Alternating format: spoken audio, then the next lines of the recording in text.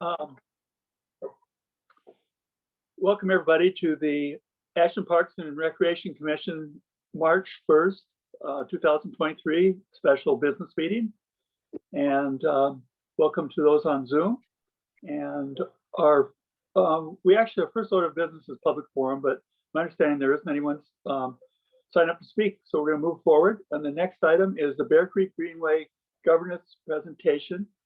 And that's going to, I'll be turning this over in a second to Steve Lambert, who is the Jackson County Roads and Park Director. And he's been one of the people leading this process forward. And what's been going on, what's been being led forward is a process called Envision, which has had a lot of interaction with the public through surveys and other ways of seeking information to improve the Greenway. And there's also been researching governance options to improve management and funding for the Greenway, because currently it's a little bit of a hodgepodge with lots of different agencies involved. So without further ado, I'd like to turn this over to Steve Lambert. Welcome. Thank you, Rick. I appreciate it. Can you guys all see my screen? Yes. Yes. Move this over a little bit here real quick. Yeah, so as Rick mentioned, we've been working on the Envision Bear Creek project for a little while. Really, the Board of Commissioners set some funding aside for this project back in 2021, and the goal was really to kind of look at where does the future of the Bear Creek Greenway look like post Alameda and Central Point fire. Those fires, while as devastating as they were, they really did provide kind of a stake in the ground to look at where do we go with the Greenway into the future. So I'm just curious if I can see a show of hands. How many people on here have tell us how we did with our public outreach? How many people have heard of the Envision Bear Creek process? Well, that's good. I'm seeing the majority of hands going up. I appreciate that. And as I mentioned, why now? Well, after the Central Point and Alameda fires, the Greenway really looked a heck of a lot different than it did before, all the way from Phoenix down to Ashland. We're suddenly presented with a clean slate of the Greenway, both the riparian area and the trail, and could really kind of dig in and start to assess where do we go from here moving forward with the trail, not only the trail, but the riparian areas as well along that corridor from Ashland up to the Rogue River. By the way, the Greenway now reached its northern terminus up at the Knife River Concrete Plant up on Kirtland Road. So when we talk about the Greenway, we talk from Ashland all the way up to the Rogue River. And when I talk about the Greenway, just to be clear, I talk about not just the built environment, the trail, but all of the riparian and natural area that's publicly owned along that corridor as well. We have a long history of partnering with all of our partners on the Greenway, for management of the built infrastructure, the trail, the benches, all of that kind of stuff. And we expanded that several years back to be about 10 feet off of the pavement. So we manage collectively the vegetation 10 feet off. And we've been successful at that since about 2007 with the Joint Powers Agreement.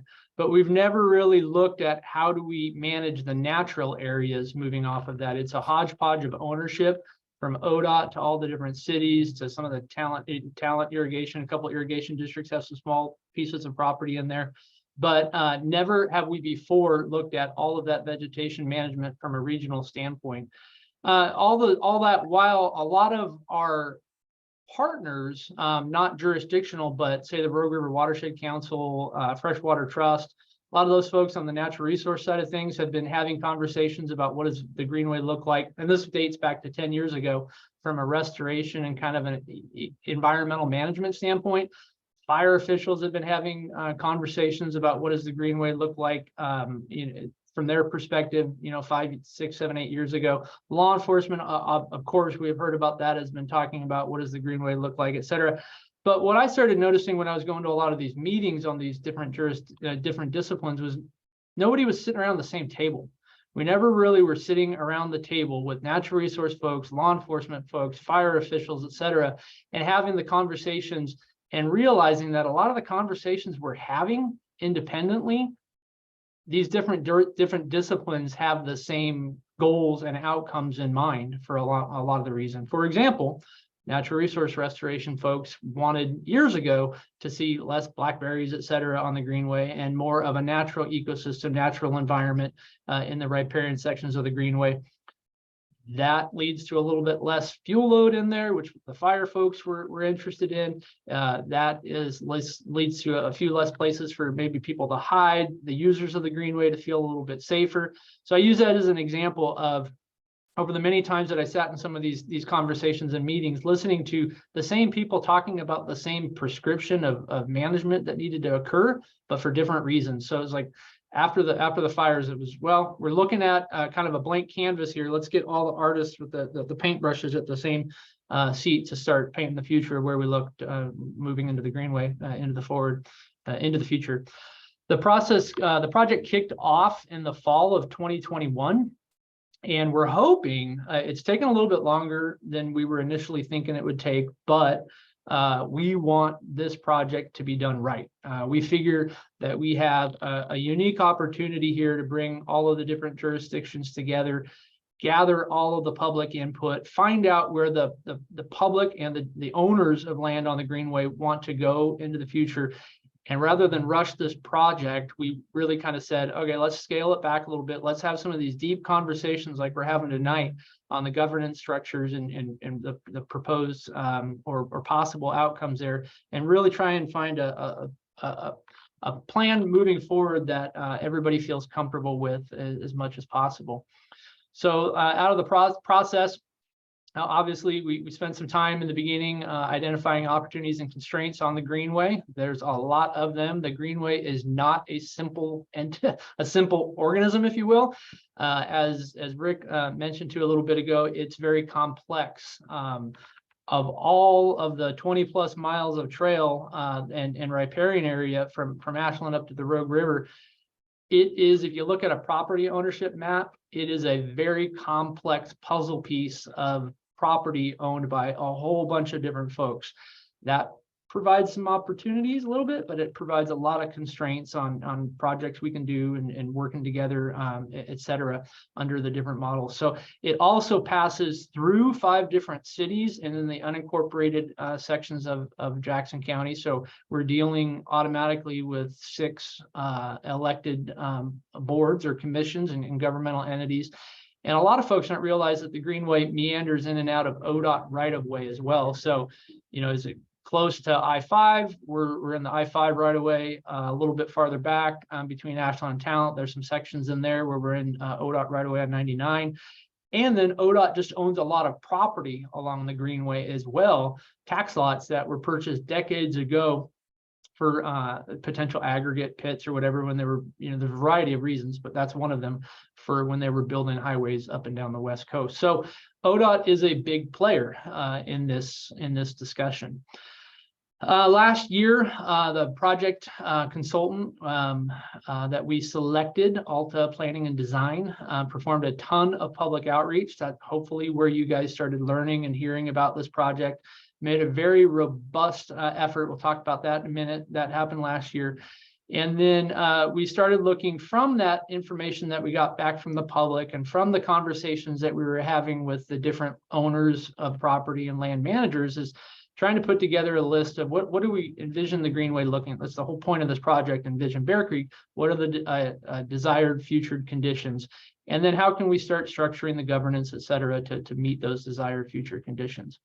And then ultimately, the ultimate goal is to develop a preferred alternative for funding and governance to meet those desired future conditions, with a plan, a master plan moving forward with the greenway that addresses, as I mentioned, not just the built environment, but expanding that beyond into the natural areas as well.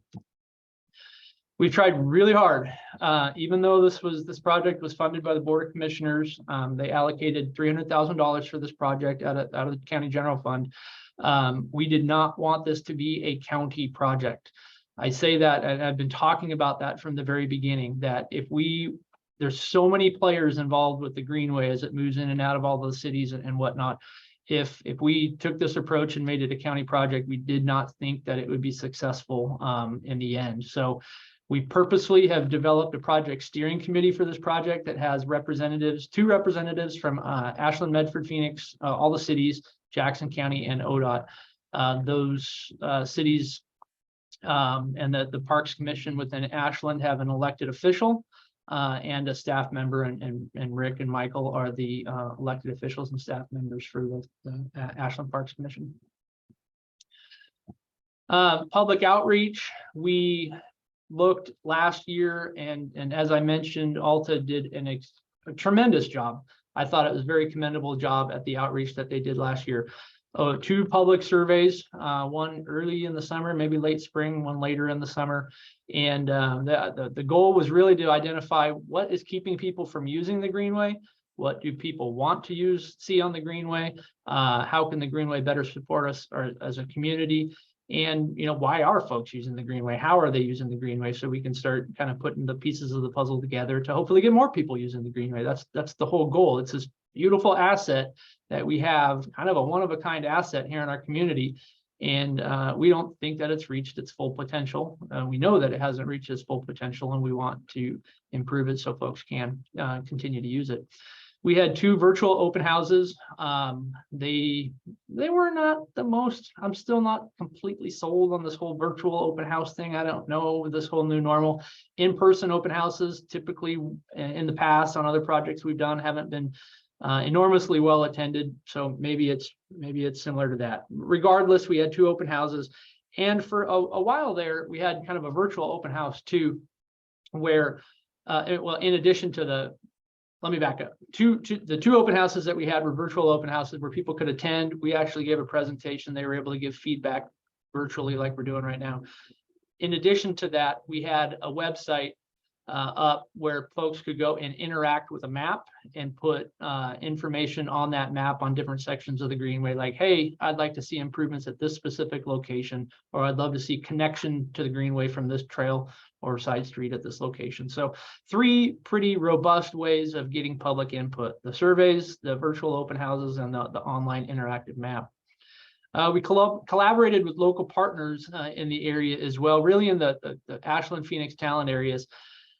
That were Firebrand Resiliency is one of them that had been working with the long-term recovery group after the Alameda fire, and really wanted to make a robust effort to reach the disadvantaged members in our community and get their input, as well as the Greenway is so integral to all 3 of those communities as it passes through the southern section of Bear Creek Valley. Bottom line, what we learned, and Michael and Commissioner Lant have seen some of the detailed statistics. I wasn't planning on sharing those today that we heard back from the public. I can get those to anybody who's interested. But the bottom line that we heard was, with 3,000 responses, a national firm who deals with these kind of projects a lot said that was the most robust public input that they've seen in a similar project like this. And we told them, to be fair, in the beginning of this process, that our community has a lot of opinions on the Greenway, a lot of one side, another side, and a lot in the middle, and they should expect a lot of feedback. And we were proud of our community for giving their opinion, and they obviously care about the Greenway and how it affects our community. So now we're kind of at this point in the project where we're looking at those governance options moving forward, and have pinged our steering committee of the different folks that I mentioned earlier to really kind of give us some guidance on, where do we take this project now? We're kind of at a break point in the project where if we go one way, we need to prepare to plan for certain things. If we go another way, we need to specifically plan for other things as well. So Alta, our contractor, went through and looked at pretty much, we wanted to say, hey, what are a bunch of options that we could look at for potential management and funding and governance of the Greenway moving forward. They brought out 6 options, one being kind of the current option, working the way we do now through the Joint Powers Agreement. 2, a nonprofit. There are examples across the country where nonprofits have assumed operations of greenways and trails and such. 3 is a special Parks and Recreation district was an option where a Greenway district could be created under the authorities in ORS 266. 4th was a county service district. We'll get into this a little bit in a minute, where maybe more of a 2-way conversation. You guys can ask me some questions on a few of these, and I'll give you the information I have. I'm not a lawyer. I'll just tell you right now. So I'll caveat that with when we get into that discussion. And then 5th was a hybrid county service district. a little bit. It takes the county service district model, but we added a few things into it to make it a little bit more of a multi-jurisdictional feel, if you will. And the sixth was an option that we threw out there to look at. Because the Greenway is considered a secondary transportation facility by ODOT and the Federal Highway Administration, that's where a lot of the aid came from. Post Alameda fire was through the Federal Highway Administration. We did want to look at an option that ORS 190.083 provides, and that's what's called agreements for transportation facilities. All that said, what we really were trying to achieve is which of these 6 options takes us to where we need to get to reach those desired future conditions of the Greenway. We want to complete the Greenway to Emigrant Lake. We are at the northern section terminus. We would love to see it go all the way through Ashland. The great work you guys have been doing in that Kestrel Bridge area, North Mountain Park. I know the Greenway Foundation's been key in working with you guys, trying to fill the gaps, funding gaps, etc. And frankly, the Greenway Foundation's been huge in constructing the Greenway, providing match to the county and others along the way. So want to continue that progress, working with our partners like the foundation down towards Emigrant Lake. We want a more consistent user experience for the public. We don't want folks to be able to see that they're going from one jurisdiction to the next jurisdiction, have a different service level. In order for the Bear Creek Greenway to get a brand, if you will, it has to be a consistent user experience, in our opinion, moving from point A to point B down Bear Creek Valley. We want to look at start considering the ecological health and the fire resiliency of the Bear Creek riparian area as well. So what can we do moving forward with our partners to look at how we can better manage that vegetation? Are there zones, treatments, etc., that we can apply to that while reaching a balance between supporting and enhancing our natural environment along the Greenway, while also promoting fire resiliency, etc. And frankly, one of the things we heard from the public very strongly in the surveys following the fire was, we really like the Greenway now because we can see the creek. Before, in so many sections of the Greenway, it was nothing but a 10-foot wall of blackberries. You were kind of in a tunnel, if you will, moving down the Greenway. It was hard to connect with nature, which is what a lot of folks want to do while they're out there on the Greenway, whether they're bird watching, running, walking the dogs, etc. So now they can connect a little bit more. That's starting to change a little bit as things are growing back immensely right now. And trees are resprouting, but that was something that the public told us they wanted to see. We're always looking to increase efficiency in operations. Again, we've got 7 different jurisdictions right now working on different sections of it. We've started to crack that nut a lot with the joint powers agreement, but we do feel that there is more efficiencies out there that could be achieved. We want to enhance safety on the Greenway. Whether we're talking perceived safety or actual safety, it really doesn't matter. One of the biggest things that we heard from the public on why they do not use the Greenway, and that was probably, in my opinion, that was like the most important question that we could have asked the public, is why are you not using this great asset we have in our community? The majority of them said they don't feel safe on the Greenway. Now, statistics might show, if you go through crime statistics, et cetera, it might show that is not necessarily true. The Greenway, statistically, for recreational users or people traveling on the Greenway, is a pretty safe facility for folks to use. But at the end of the day, that really doesn't matter. If people aren't using the Greenway because they don't feel safe, then we need to take measures to increase that safety. Whether it's more lighting on the Greenway, whether it's routine patrols of the Greenway for some sort of presence or whatnot, just different things there. We want to connect the Greenway to local businesses. That's a huge thing that it's not happening right now. We see some local businesses starting to tie into the Greenway up in Phoenix, just south of Blue Heron Park. I don't know if y'all have been up to that Clyde's Corner business park up there. Awesome place, really fun. I love it. I don't work there, but I love it.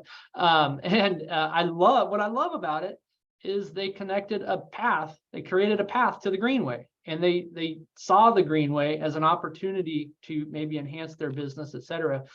I'm putting words in their owner's mouth here, but this is my interpretation, so just hopefully I'm right. They started bringing people off the greenway. They did a little bit of wayfinding signage there to point folks off the greenway. Hey, here's Clyde's Corner. Here's, this other place.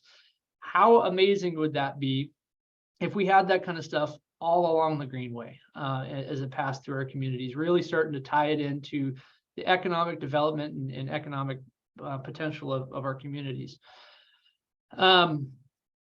We want the greenway to support a livable community in the sense that, a lot of folks use it for transportation. There's a lot. I work with several folks that commute from Ashland to Medford down at the courthouse or whatnot. And, are there impediments that folks are not using the greenway just because they don't have what they perceive as safe access to it? So are there other areas where we could provide connections to other regional trail systems, enhanced safety connections at key intersections, et cetera? That's that livable community portion of it. A huge part is stable and predictable funding. Right now, anybody could pull out of our agreement, right? Any of the 6 jurisdictions that are part of it. We don't have that stable and predictable funding moving forward, and we certainly don't have the stable and predictable funding moving forward to the level that's needed to start tackling what the public has told us that they want to see. And a big part of it also is we really are starting to look at incorporating ODOT into the agreement. I mentioned ODOT owns, roughly 40%, just shooting from the hip, of the land along the greenway. It's in part of their right of way, et cetera. They're not currently in the agreement for the joint powers agreement. That being said, ODOT is a great partner. They tend to work with us well. They're working on a project between Suncrest Road and West Valley View now in Talent for us due to some erosion issues that we're having in there. But they're not an active participant or a formal participant in the process. So those are a handful of key bullet points and key future conditions that we're looking to achieve. So the 6 governance models, and this is where I'll just kind of talk, and then if you guys want to jump in and converse and have a conversation here about some of these, feel free to do that. I'll try and look for the hands or whatnot. This current model is our joint powers agreement that we have. It's been in place since 2007. We expanded it a few years back, as I said, to address routine maintenance, that brushing 10 feet off the trail, that has helped tremendously, but does not go beyond that 10 feet off the trail.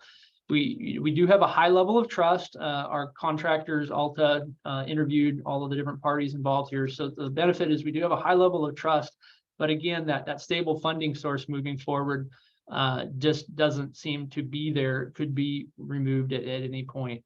It doesn't address the off-trail areas of the greenway. It's very prescriptive about maintaining the trail itself and the recreational amenities. That being said, we did look this last year at providing some match for some large ODOT grants that we received for some of the restoration areas in the trail in the Ashland and Talent, Phoenix areas.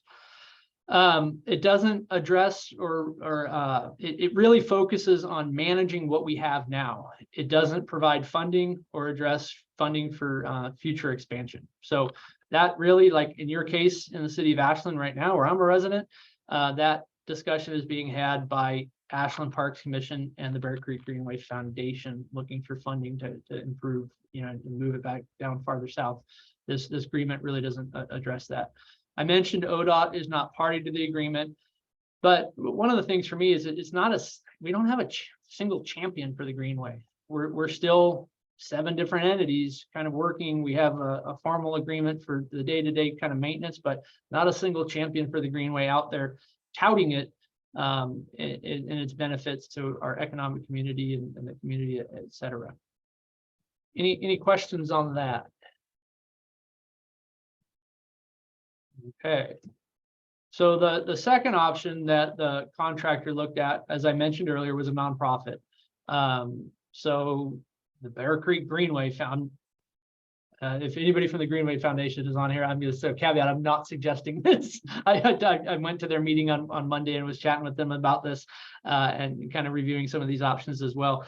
But I'll just throw it out there. A nonprofit theoretically could look like a Greenway foundation or another entity, a nonprofit, assuming management of the greenway.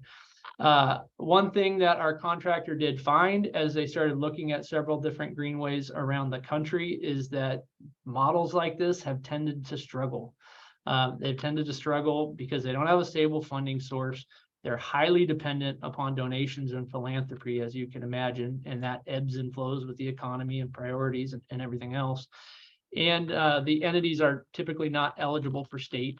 Looks like I got a typo there. Sorry about that. They're not eligible for state and federal grants. The Greenway was built with state and federal grants, a large part of it. As I said, the foundation typically provided some of that match, or we reach out to other entities, but moving forward, being eligible for state and federal grants is absolutely key to the success of the Greenway, and not just building new sections of it, but maintaining what we have. And the nonprofits aren't eligible to enter into agreements with ODOT. So that's a con of that model as well. Any questions on that? Okay, moving on. As I mentioned earlier, one of the options was an agreement for transportation facilities. This is something that was created in statute a few years back, I think maybe within the last couple legislative sessions, for partnering for entities in a county to collectively work together to improve a transportation facility. As I said, it's the terms, if you're interested in that, are outlined in ORS 190.083. We reviewed this, but in the end, our contractor really didn't think it was a good fit, but it is something to consider. Really, the biggest reason I would say that is you can only use the funding for transportation services. It's very clear in statute. And so if we were looking to just maintain the path, this probably would be an option worth looking at. But as we mentioned, as we want to start including off-trail areas or other recreation areas, we can't use this model for that. So that would make it a very challenging model to do what we're trying to achieve on the Greenway. Okay, I'm just going to keep going, and you guys just jump in if you got questions. I won't ask every time, I promise. The fourth option, as I mentioned, it's a special parks and recreation district. I think this commission, being a resident of Ashland, is pretty up to speed with special park and recreation district. What this really looks, it's outlined in ORS 266. There's several parks and recreation districts in the state of Oregon. Tualatin Hills Parks and Recreation District, Bend Metro Parks and Recreation District. There's quite a few of them in there. It would create a stable funding source in the sense of a tax base from a levy to fund operations of the facility moving forward. It would have bonding authority to do some bonds out there for expansion, et cetera. It would create a new governmental entity that requires a vote of the public to do that. So that's a process that would, all the cities and the county would have to come together and agree to that, and then go out to the public for a vote on that. This particular option has an elected board of 3, I believe statute says 3 or 5 members of the public. And it does allow for grants. This entity can apply for state and federal grants and for expansion. One concern on this, and I do think it's a fairly large concern from my perspective, is, as I mentioned, the Greenway is nearing 1,000 acres of public land from Ashland up to the river. And it's so connected with the different business entities and the other governmental services that a lot of the cities in county and ODOT provide.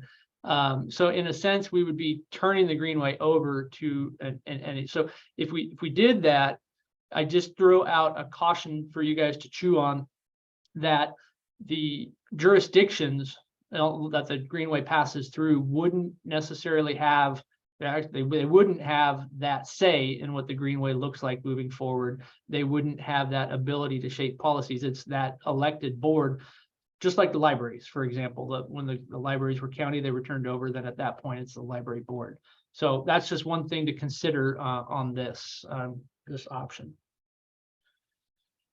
The fifth, I believe we're on now, is a county service district.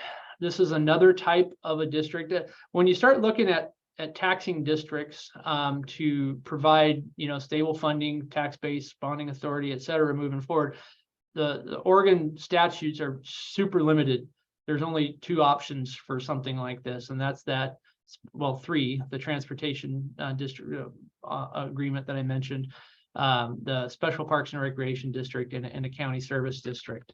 The downside of a strict county service district is, in statute, it is super clear that the Board of Commissioners by default becomes the board of the service district. So one of the things that we're shooting for here is a broad input in the Greenway moving forward from different jurisdictions, et cetera. So that if just a strict county service district would be fairly limiting in that regard. It does create the stable funding source. It does create a new governmental entity, being the service district. We have a couple of these service districts in the county. 2 that pop up to mind are White City Lighting District. When White City was constructed or improved years ago through the Jackson County Urban Renewal Association or agency, it didn't put street lights, et cetera, out there. So as the community was developing, lighting was an issue. The community out there wanted to see more street lights, et cetera. So the White City Lighting District was formed with a very clear boundary and taxing authority to start installing street lights in the community of White City. That also happened recently with the Enhanced Law Enforcement District, that the community out there said, we want better law enforcement services. So that law enforcement district was passed, and the sheriff then patrols that area, et cetera. So just a couple local examples for you. It does require a vote of the public, and it does allow for grants, expansions, ODOT partnership itself, et cetera. It may not, and like I said, in its strictest form, provide multi-jurisdictional input that we really want and is desired here. So the 5th option, we went back and a few of our partners had some concerns with saying, well, we're just going to turn everything over to an elected board of community who priorities could shift one way, priorities could shift a completely different other way. We then have to add another governmental entity that is going to have all the overhead costs associated with it, staffing, auditing, all the fun things that we go through as governmental entities. There's a lot of stuff that would have to go into the special parks and recreation district that folks were concerned with, as well as, like I mentioned earlier, not being able to have that jurisdictional kind of control of where things look like moving forward in their communities. The last option that we went back to our council and discussed with a few others is a hybrid approach. So it's the hybrid, and I've shared this with Commissioner Lant and Michael and the rest of the steering committee to chew on, along with the other 5 options. The hybrid county service district is what we kind of called it, is the model that I just shared with you, being a county service district. Commissioner Lant, do you have a question now, or do you want to feel free to jump in? Yeah, I just wanted to clarify something. Under the hybrid county service district, you don't say who is the oversees this, and I'm assuming it would be the Board of Commissioners of Jackson County. Is that correct? Yeah, I'll get to that. Give me 30 seconds and I'll be there. Thank you. Yeah. So under this model of this hybrid district, a county service district would be formed, like we just mentioned. The Board of Commissioners by statute is the board of that district and taxing authority moving forward. But what we could potentially do under this option that would make it more robust, in my opinion, is then we would form another governmental entity under ORS 190. So we have these in our region for partnering jurisdictionally, right? So it's all the cities and ODOT can actually be party to this, and the county, and we would have a governmental entity that sole purpose is maintaining and operating and hopefully expanding the Greenway moving forward. So the compromise and kind of the twist to this, to try and get that tax base, not completely lose control of the Greenway as it moves through our communities, but also achieve the goal of having jurisdictional input across the board, is to have the county service district create this multi-jurisdictional government entity under the, as I mentioned, the authorities granted in ORS 190, and then have an IGA. So the county service district contracts or through an intergovernmental agreement partners with this multi-jurisdictional entity to manage the greenway moving forward. So really, this entity that would be party, that all of these cities would be party to, could set the priorities, the goals moving forward, et cetera. Could even at that point, what I would see in the future is developing a proposed budget moving forward for the Board of Commissioners. And the Board of Commissioners Budget Committee has 3 lay people on that committee as well. So we could write into the creation documents of this agreement that each of those 3 ad hoc budget committee members would be from other jurisdictions that could rotate year to year, et cetera. So I guess I share that with you in the sense that it's not a compromise. I don't really want to even say that, but it's a creation and innovation of taking the tools that are available to us in statute to achieve that stable funding, not lose full control of the properties and jurisdiction that we all maintain, and also achieve the goal of having a broad breadth of input from the different jurisdictions. And it would require a vote, and it does allow for grants, expansion, ODOT, just as the other few options have. Go ahead, Commissioner Eldridge. Thanks. Is this a unique blend that doesn't have any parallel examples in the county at the moment? Yeah, I don't think that there is an option, a parallel example explicitly using these tools. I would say a similar but not exact example might be like ECSO. And again, this is similar. I'm not saying they're funded exactly the same way. The Emergency Communications of Southern Oregon, where they have funding that was granted to them through a district, but all jurisdictions that are party to using those communication services are part of an advisory committee to that board as well.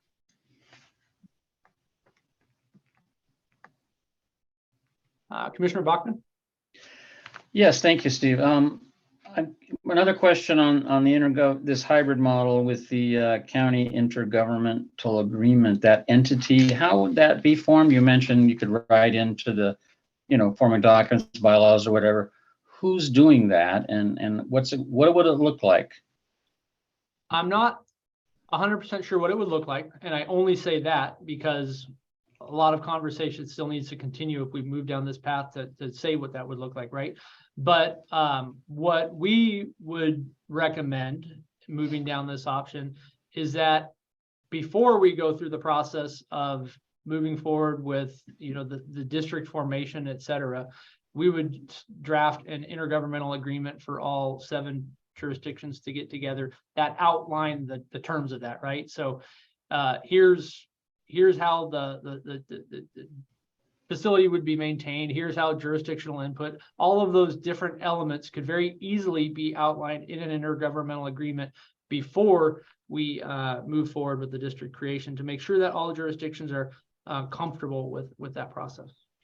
But it would be a separate entity. It wouldn't call on the resources of the existing partners now.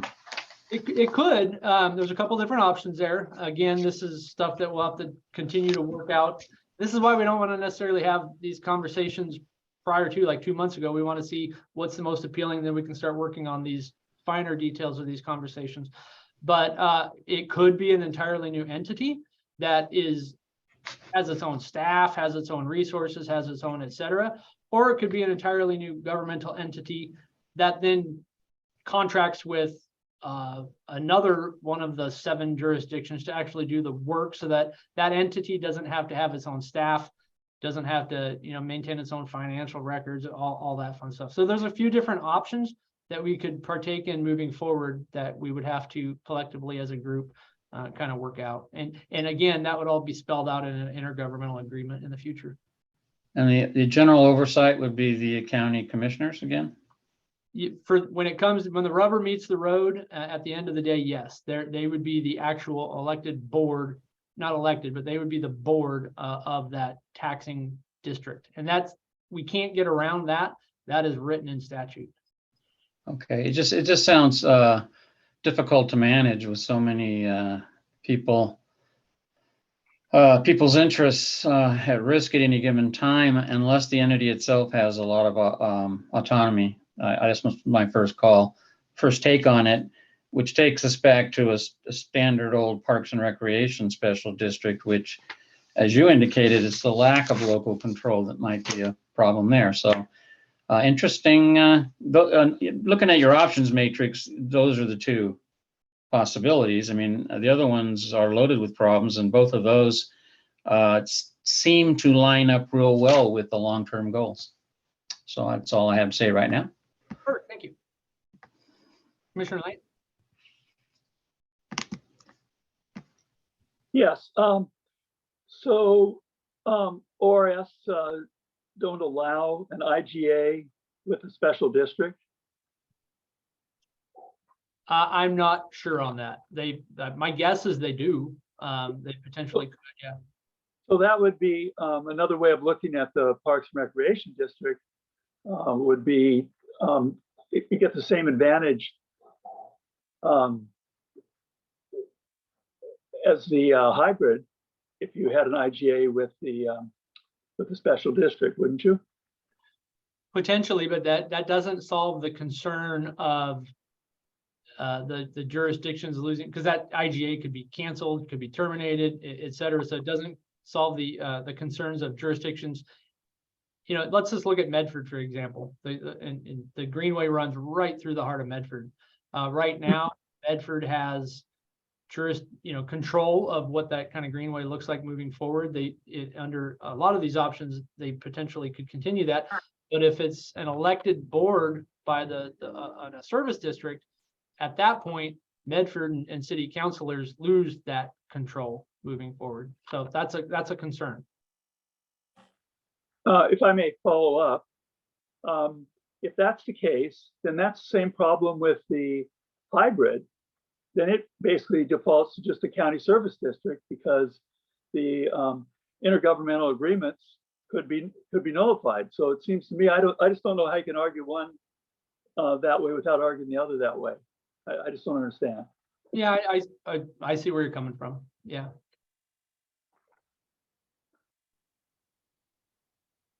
Commissioner Adams. Hi, Steve. Thanks so much for your presentation. And I particularly like the part where you asked the public why not the Greenway. I thought that was a very clever question. And as somebody who regularly rides my bike from Ashland to the La Clinic on Biddle Road, I can understand that feeling of safety that you described. Can you talk to us a little bit about when I think about that feeling of safety, I think about three issues. One is actual safety, policing, housekeeping, for lack of a better word. There's a lot of trash and debris on and near the Greenway. Probably starting from just north of the baseball fields there next to the freeway and extending up to the urban campground near the airport. And then there's social services, of course, because a lot of the people that are utilizing, for lack of a better word, living on and doing various other activities on the Greenway are there because they don't perceive that they have a better place to go. Can you talk a little bit about what sort of a best case scenario, recognizing that there's probably not a perfect case scenario, but what a best case scenario might look like that's different from what we're seeing right now? That was a lot. Let me digest that. It's big. Yeah. Sorry, Steve. Yeah, no worries. Let me just start with saying that the houselessness community, the houselessness issues that we're having from on the Greenway, that was a big concern that a lot of folks responded to in the survey. A big concern is kind of what you alluded to, why they're not using the greenway for perceived safety, et cetera. That being said, we purposefully went into this project not trying to set the expectation to the public or our partners that this project was going to solve the houselessness community issues. If we did, we thought we were kind of trying, we were just by default going to be running this project into a brick wall. So that being said, Commissioner Adams, I don't have a really good answer for you. I'm the type of guy that rather than beating around the bush, I'm just going to tell you I don't have a good answer. I don't have a crystal ball to say what those impacts of the greenway moving forward will look like under any of these models, just because it's such a large issue in our community. It's out of our hands as Parks and Recreation professionals. There's a lot of other people that are working on these issues. That being said, ideally, the trash impacts, et cetera, those kind of things, those tangible things that we can start solving.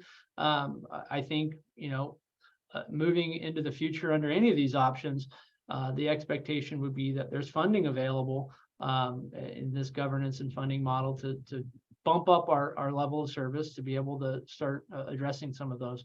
Right now, from a trash standpoint, the trash that's generated from the recreational use of the greenway, we can deal with that all day long. The tens of hundreds of cubic yards of trash that's generated from folks residing on the greenway is a different ball game, and it's traditionally, many times it's fraught with human waste and other things that are really challenging. So we used to have a really good program that we were working to clean that up. We've had to scale that back because of OSHA concerns, et cetera, and now we're looking for different options. I know that didn't answer your question. It's a tough nut to crack, and I don't want to set the expectation that we're going to figure out how to do it. Thanks, Steve. I knew it was a hard question when I was asking it, so I appreciate you fielding it. No problem. Commissioner Lewis. A very informative presentation, and obviously you've thought about all these quite a bit, and I guess my question is, which one do you see has the most viability of the different district options?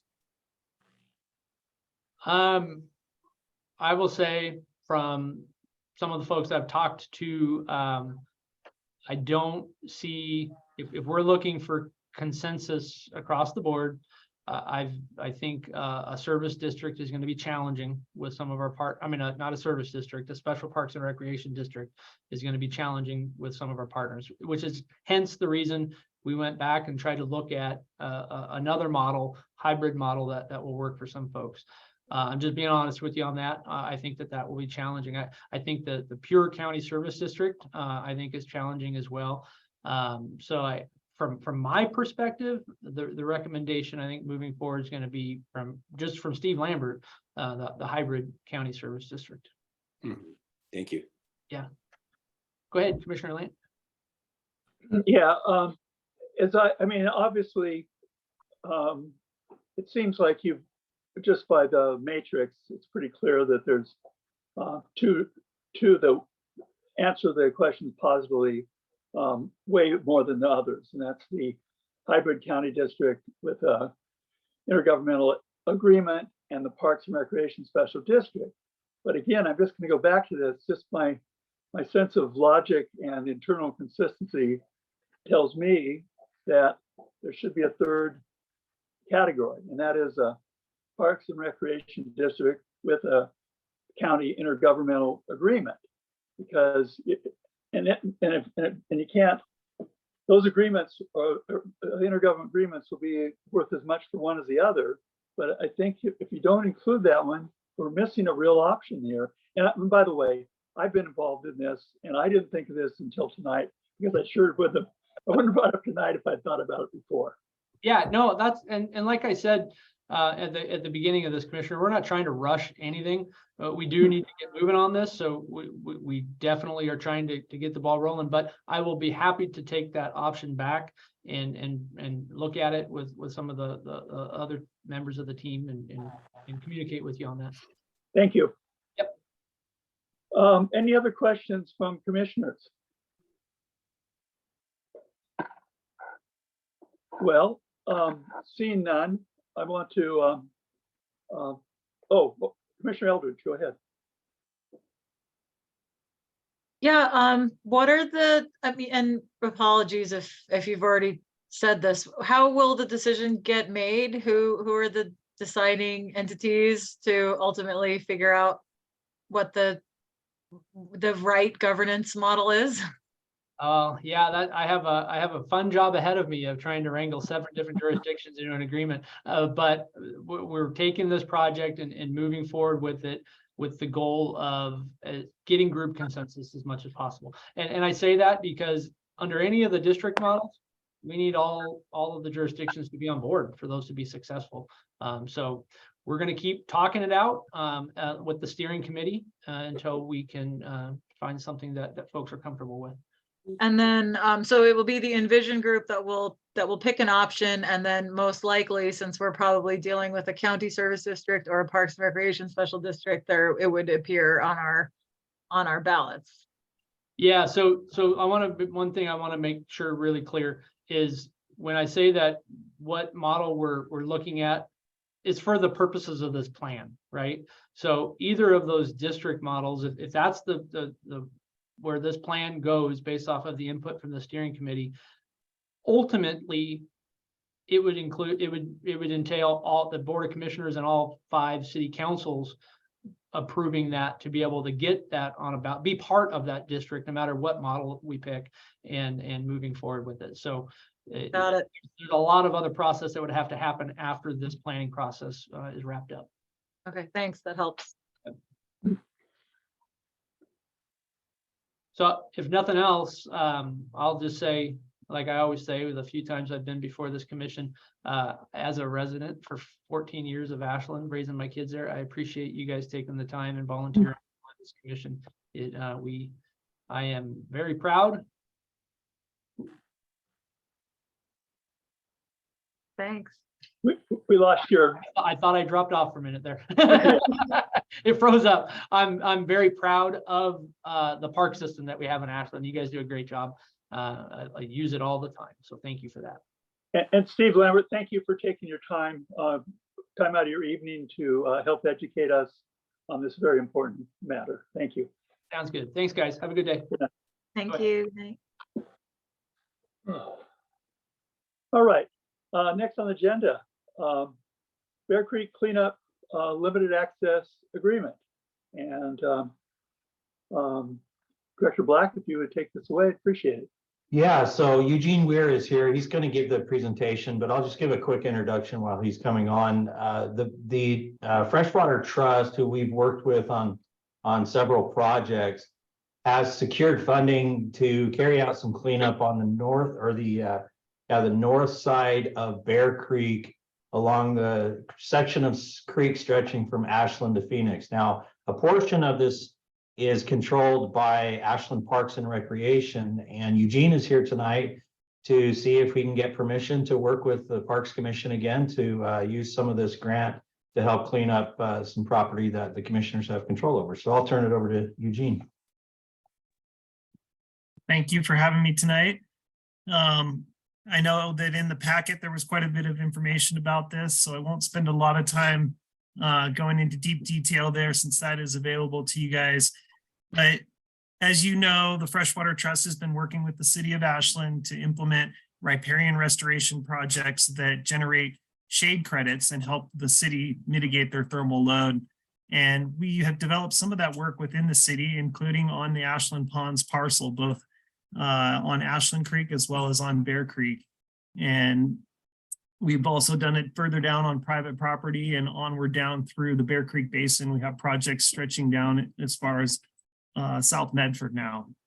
And in these projects, they focus on generating riparian restoration on South Bank locations where shade can be created. But they do not fund the work that happens on North Banks, or needs to happen, or could happen, because there's no shade to be had when you plant on those northeast sides. So it's a great funding source for doing riparian restoration and a green infrastructure approach for the city to meet its compliance needs, but it's not generating holistic restoration. So the fire gave us some pretty interesting evidence on restoration projects. Projects that had been developed pre-fire performed very differently. They were impacted differently. They essentially burned cooler and recovered more quickly.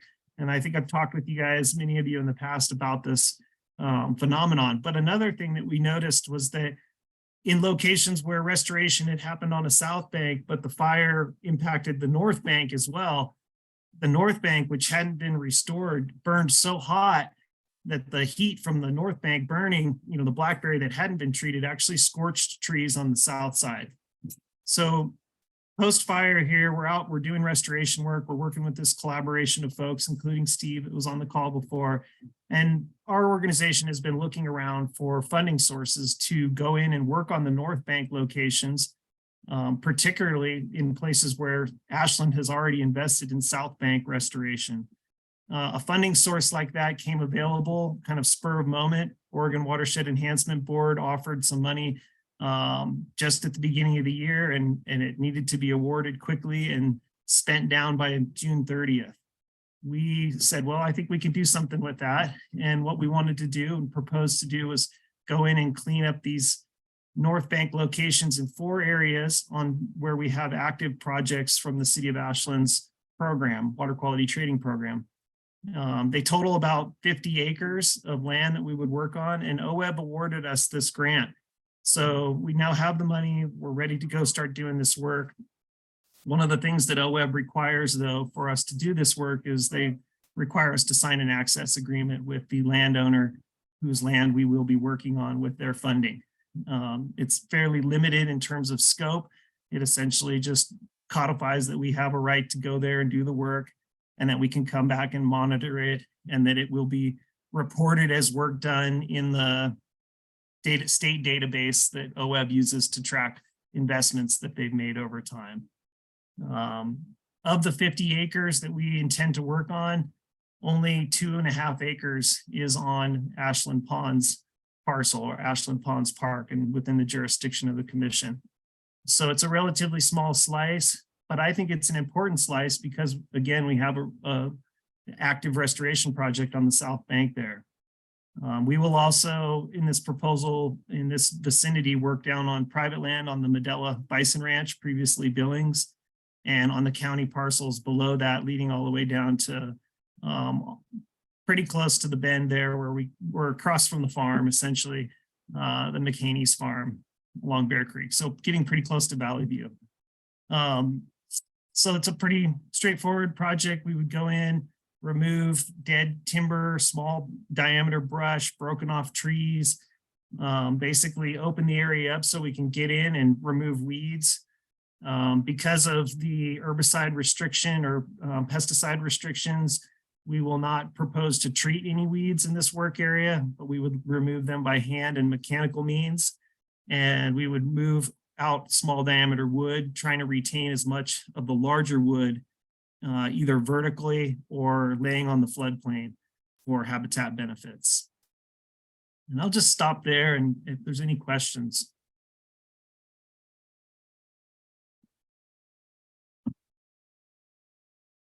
Well, I have run into a small snag in the last couple of days in that I made contact with the adjacent private landowner there, and he is not in favor of doing this project.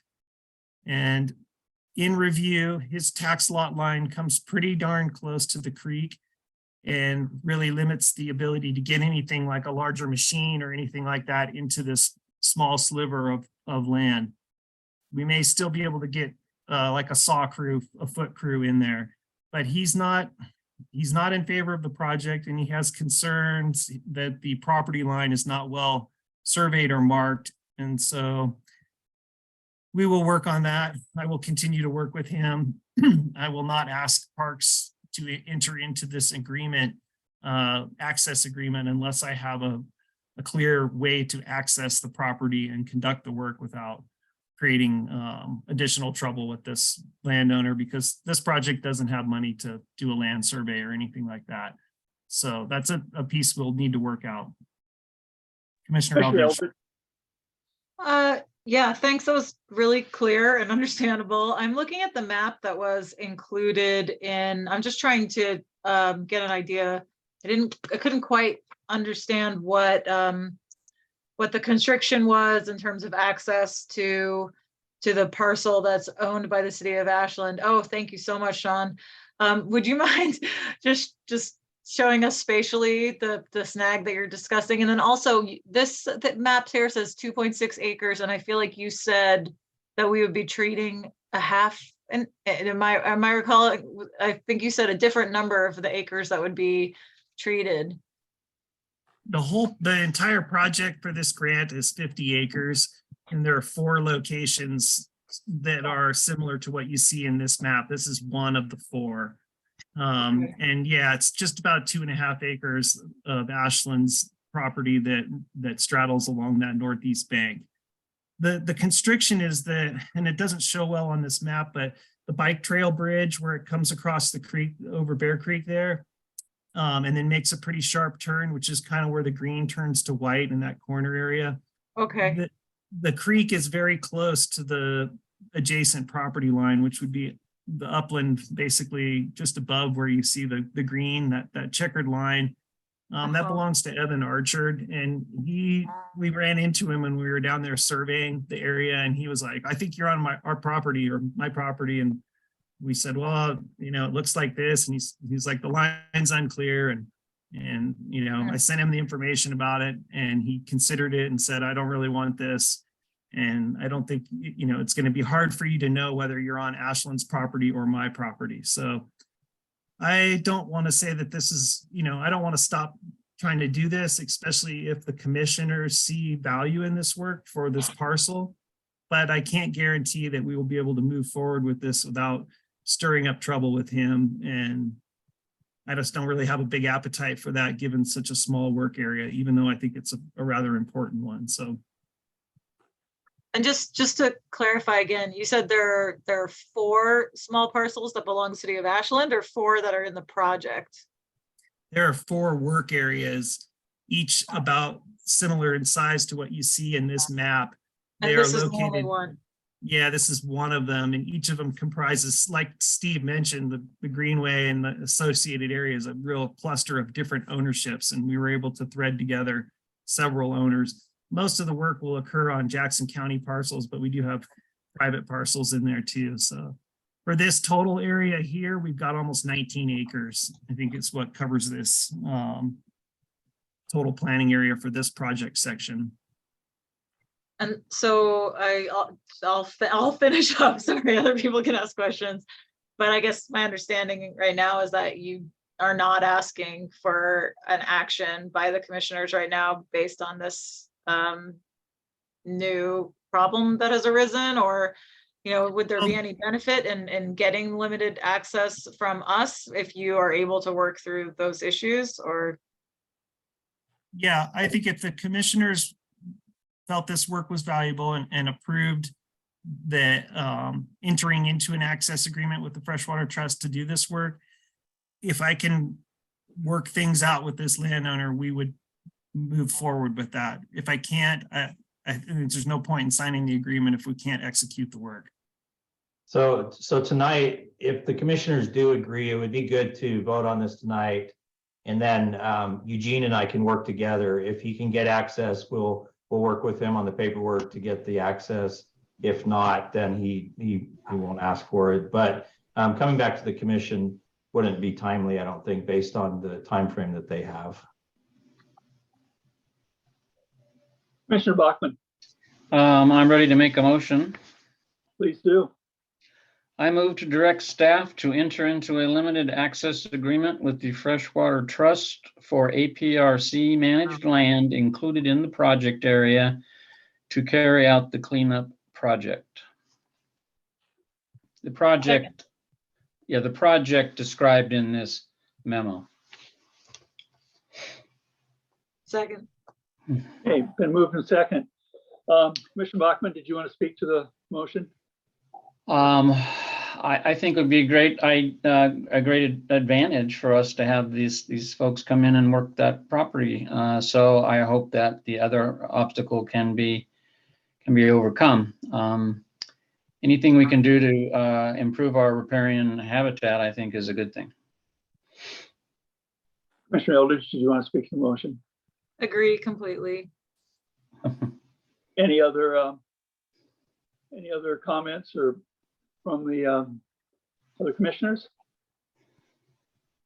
In that case, roll call vote, please. Oh, wait, excuse me. We do have Commissioner Adams. Go ahead. I just wanted to briefly thank you, Gene, for your presentation. A fascinating example of how funding drives restoration work sometimes, and so this opportunity to work on the less easily funded north banks in an area that's been heavily impacted recently. Wish you luck in working with our landowner, and I sincerely hope that this can go through. Okay, roll call vote, please. Commissioner Lewis. You were muted. Was that a yes? You're still muted. There we go. Yes. Thank you. Commissioner Bachman, Yes. Commissioner Eldridge, Yes. Commissioner Long. Oh, Yeah. Commissioner Adams, sorry. Yes. Motion passes. All right. Thank you, Eugene. Thank you. We'll be in touch about this work. Thanks so much. Good luck. Okay. Next on the agenda, the 23-25 biennium budget presentation. Director Black, please go ahead. Okay, let's do it. All right, can you see the presentation there? Yeah. Okay, good. 1 second here.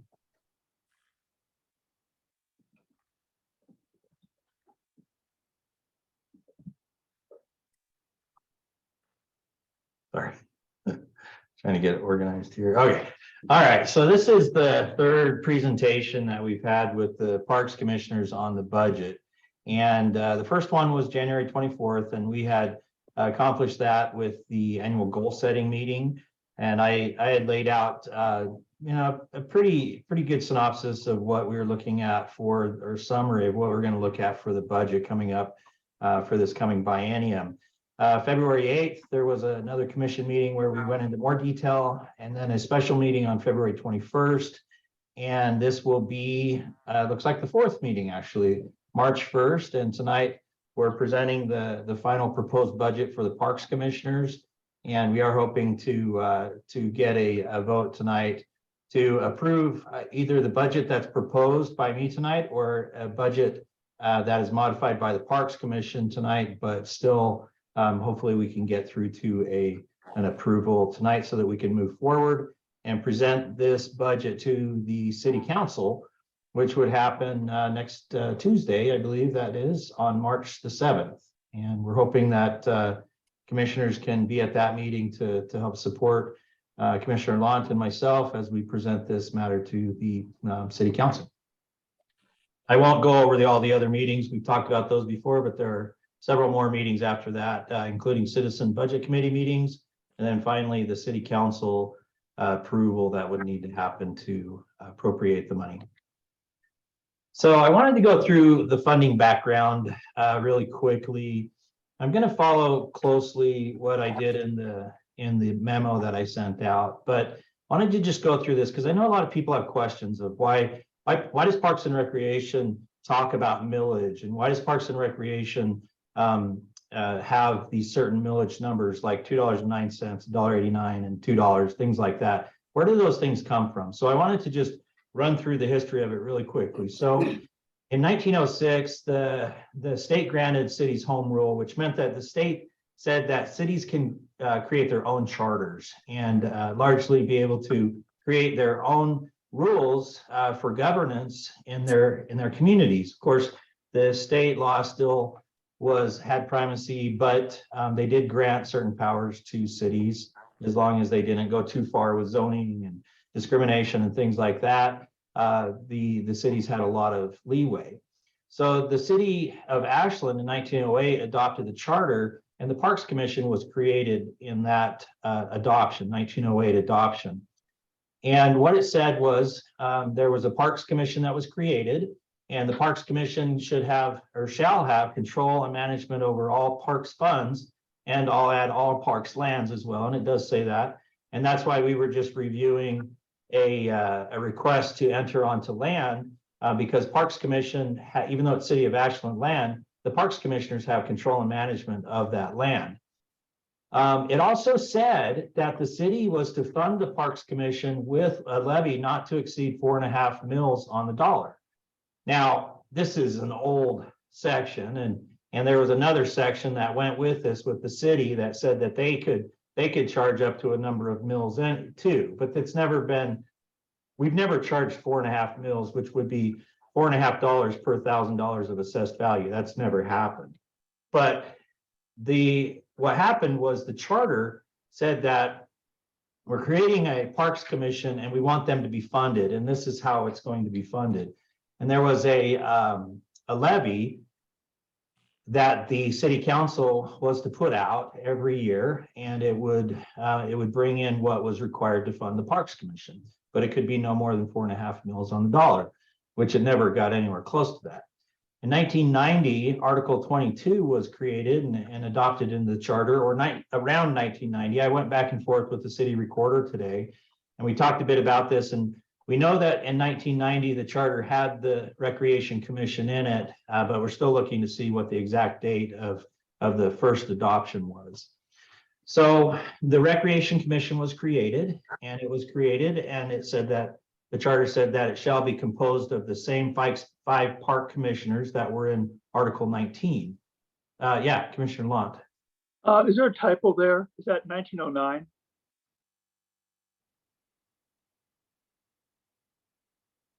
$1909? Yeah, it says 1990. No, it was 1990. It happened before 1990, but the Recreation Commission was the last thing added to the charters, the last section of the charter actually today. And it was adopted long after the Park Commission was created, but I'm still trying to track down the number. We went back in the charter history and we know that it was there in the 1990 amendment, but we're still kind of looking into that. So it was before 1990, but we know it was there in 1990 and after 1908. But I don't think it was 1909. It was much later than that. It also talked about funds for the Recreation Commission, and I'm going to just paraphrase here really quickly. It was very clear to state that the city council can allocate funds or appropriate funds from time to time for the Recreation Commission to be used for recreation, but the recreation portion of the city's function or the Parks Commission's function should not be a burden on the parks. And by that, I mean, the parks levy should not be used for recreation purposes. If the council wanted to give money for recreation, they could do that through the appropriation of a budget, but it wouldn't be part of the levy. Now, that's important because the levy was in effect when this came out, and it was very clear that recreation was important, but it wasn't to take money from parks in order to function. The city council had to dedicate different monies for that. Well, in 1997, Oregon Measure 50 came around and it basically nullified the parks levy. It said that the parks levy was to become part of the city's property tax, and the levy was no longer able to come directly to the Parks Commission. The city couldn't collect a levy for the Parks Commission. They could collect a levy, the same amount of money from the citizens, but it would have to go into the general fund and then be appropriated from the general fund to the Parks Commission. So that's what happened.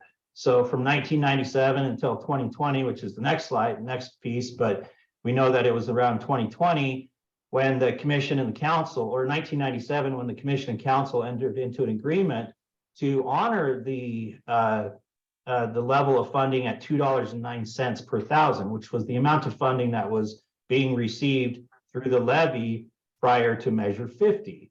So that's very clear. There's a lot of history around that. It's been talked about quite a bit. It was an agreement that was entered into, and it was honored until 2020.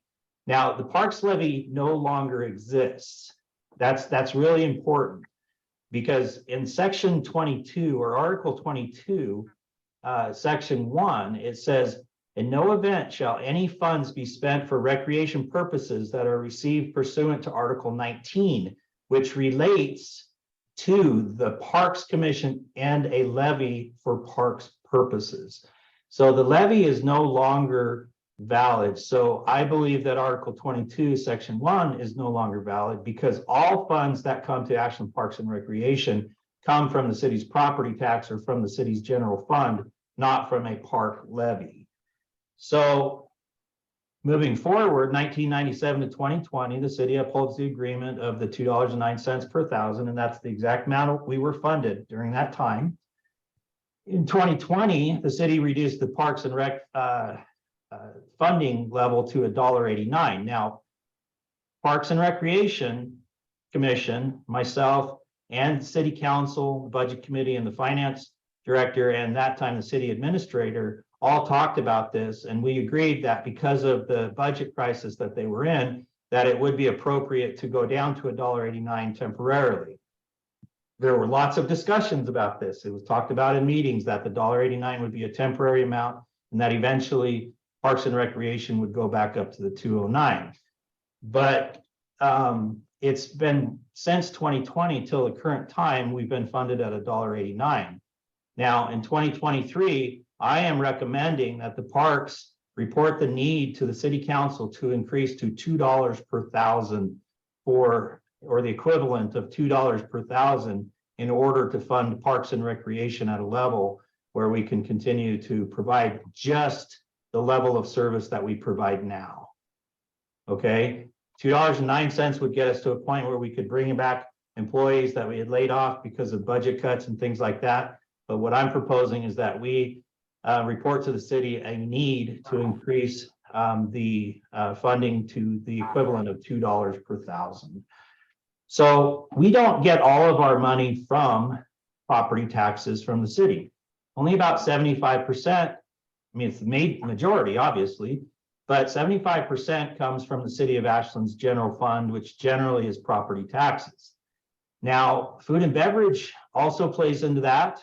We have food and beverage from our 25% that we can use for repair and rehabilitation that we can transfer into the budget in order to fund repair and rehabilitation. I'll go over that in a little bit. Commissioner Lott, did you have a question?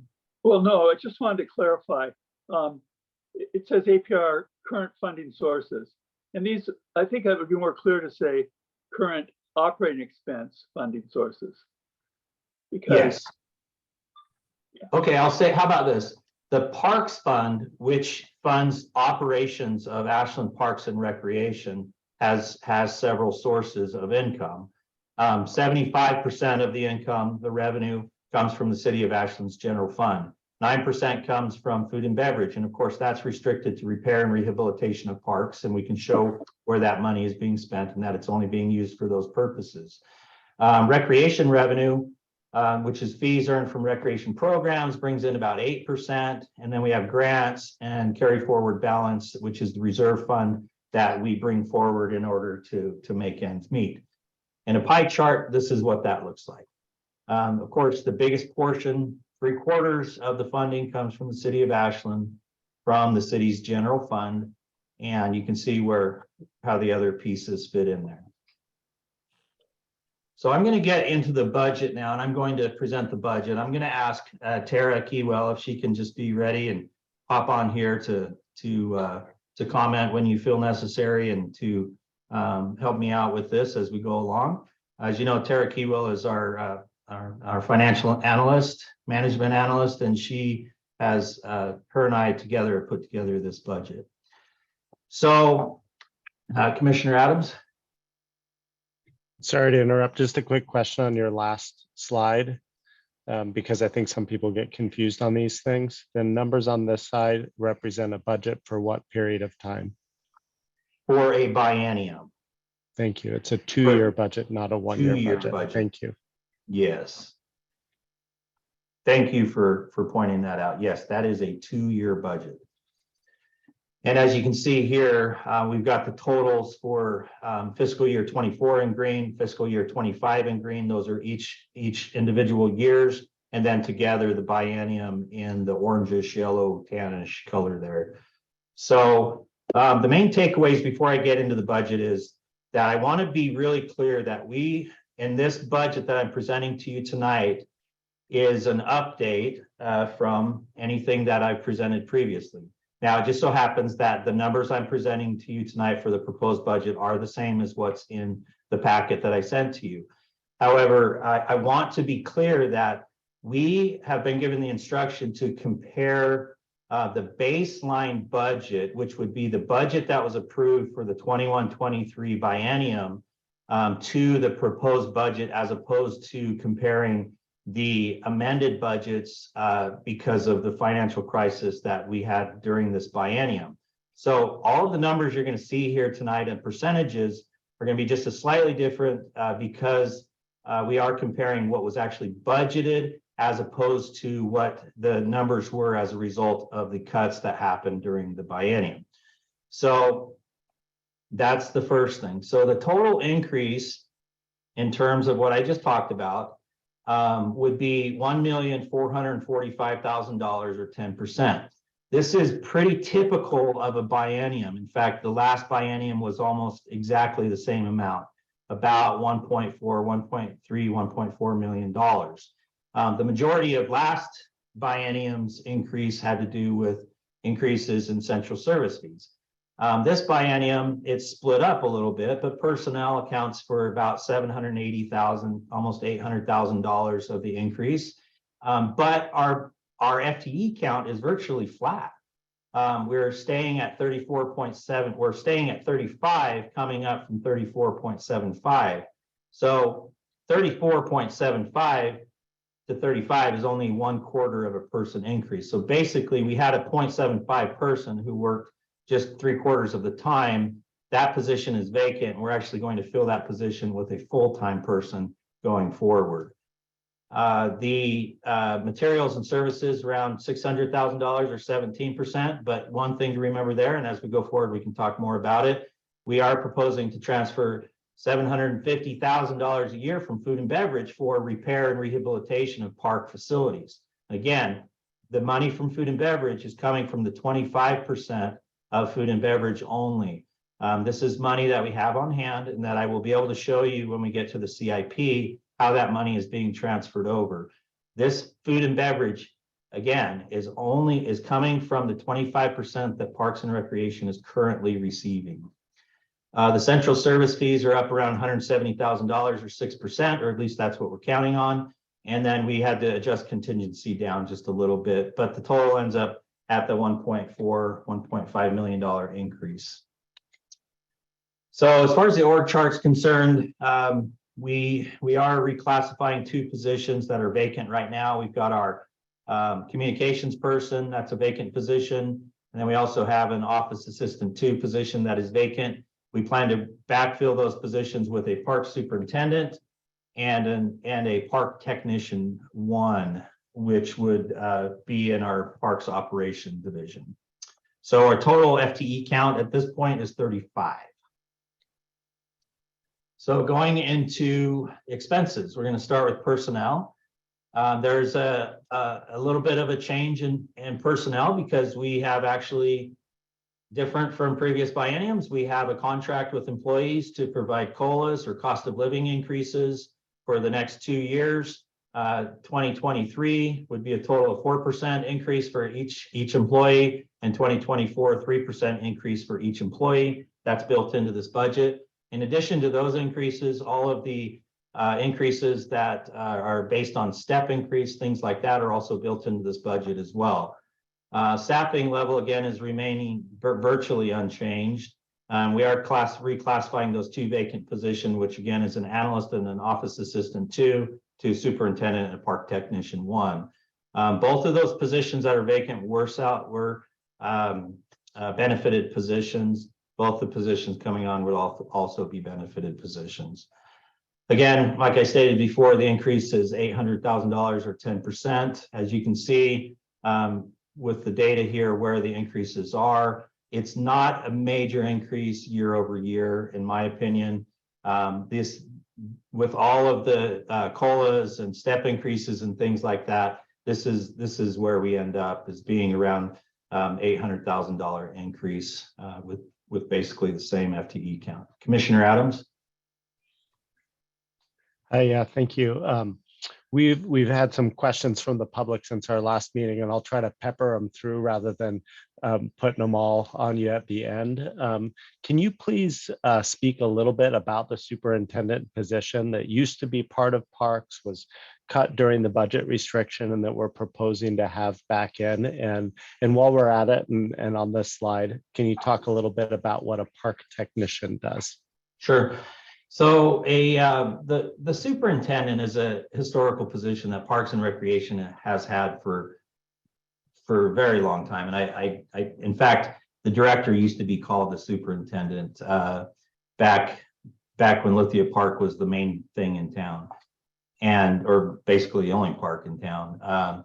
So the superintendent is a historic position. Now, during the pandemic, we did decide we had to lay off several positions.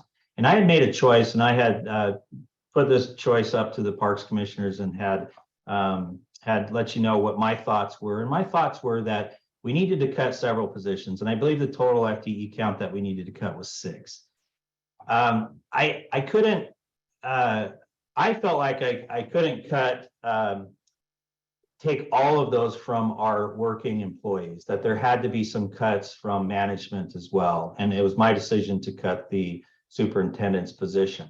Now, the superintendent position historically would provide day-to-day maintenance, oversight, would give instruction to employees, would be the expert in the field of parks maintenance, and also report to me, manage projects.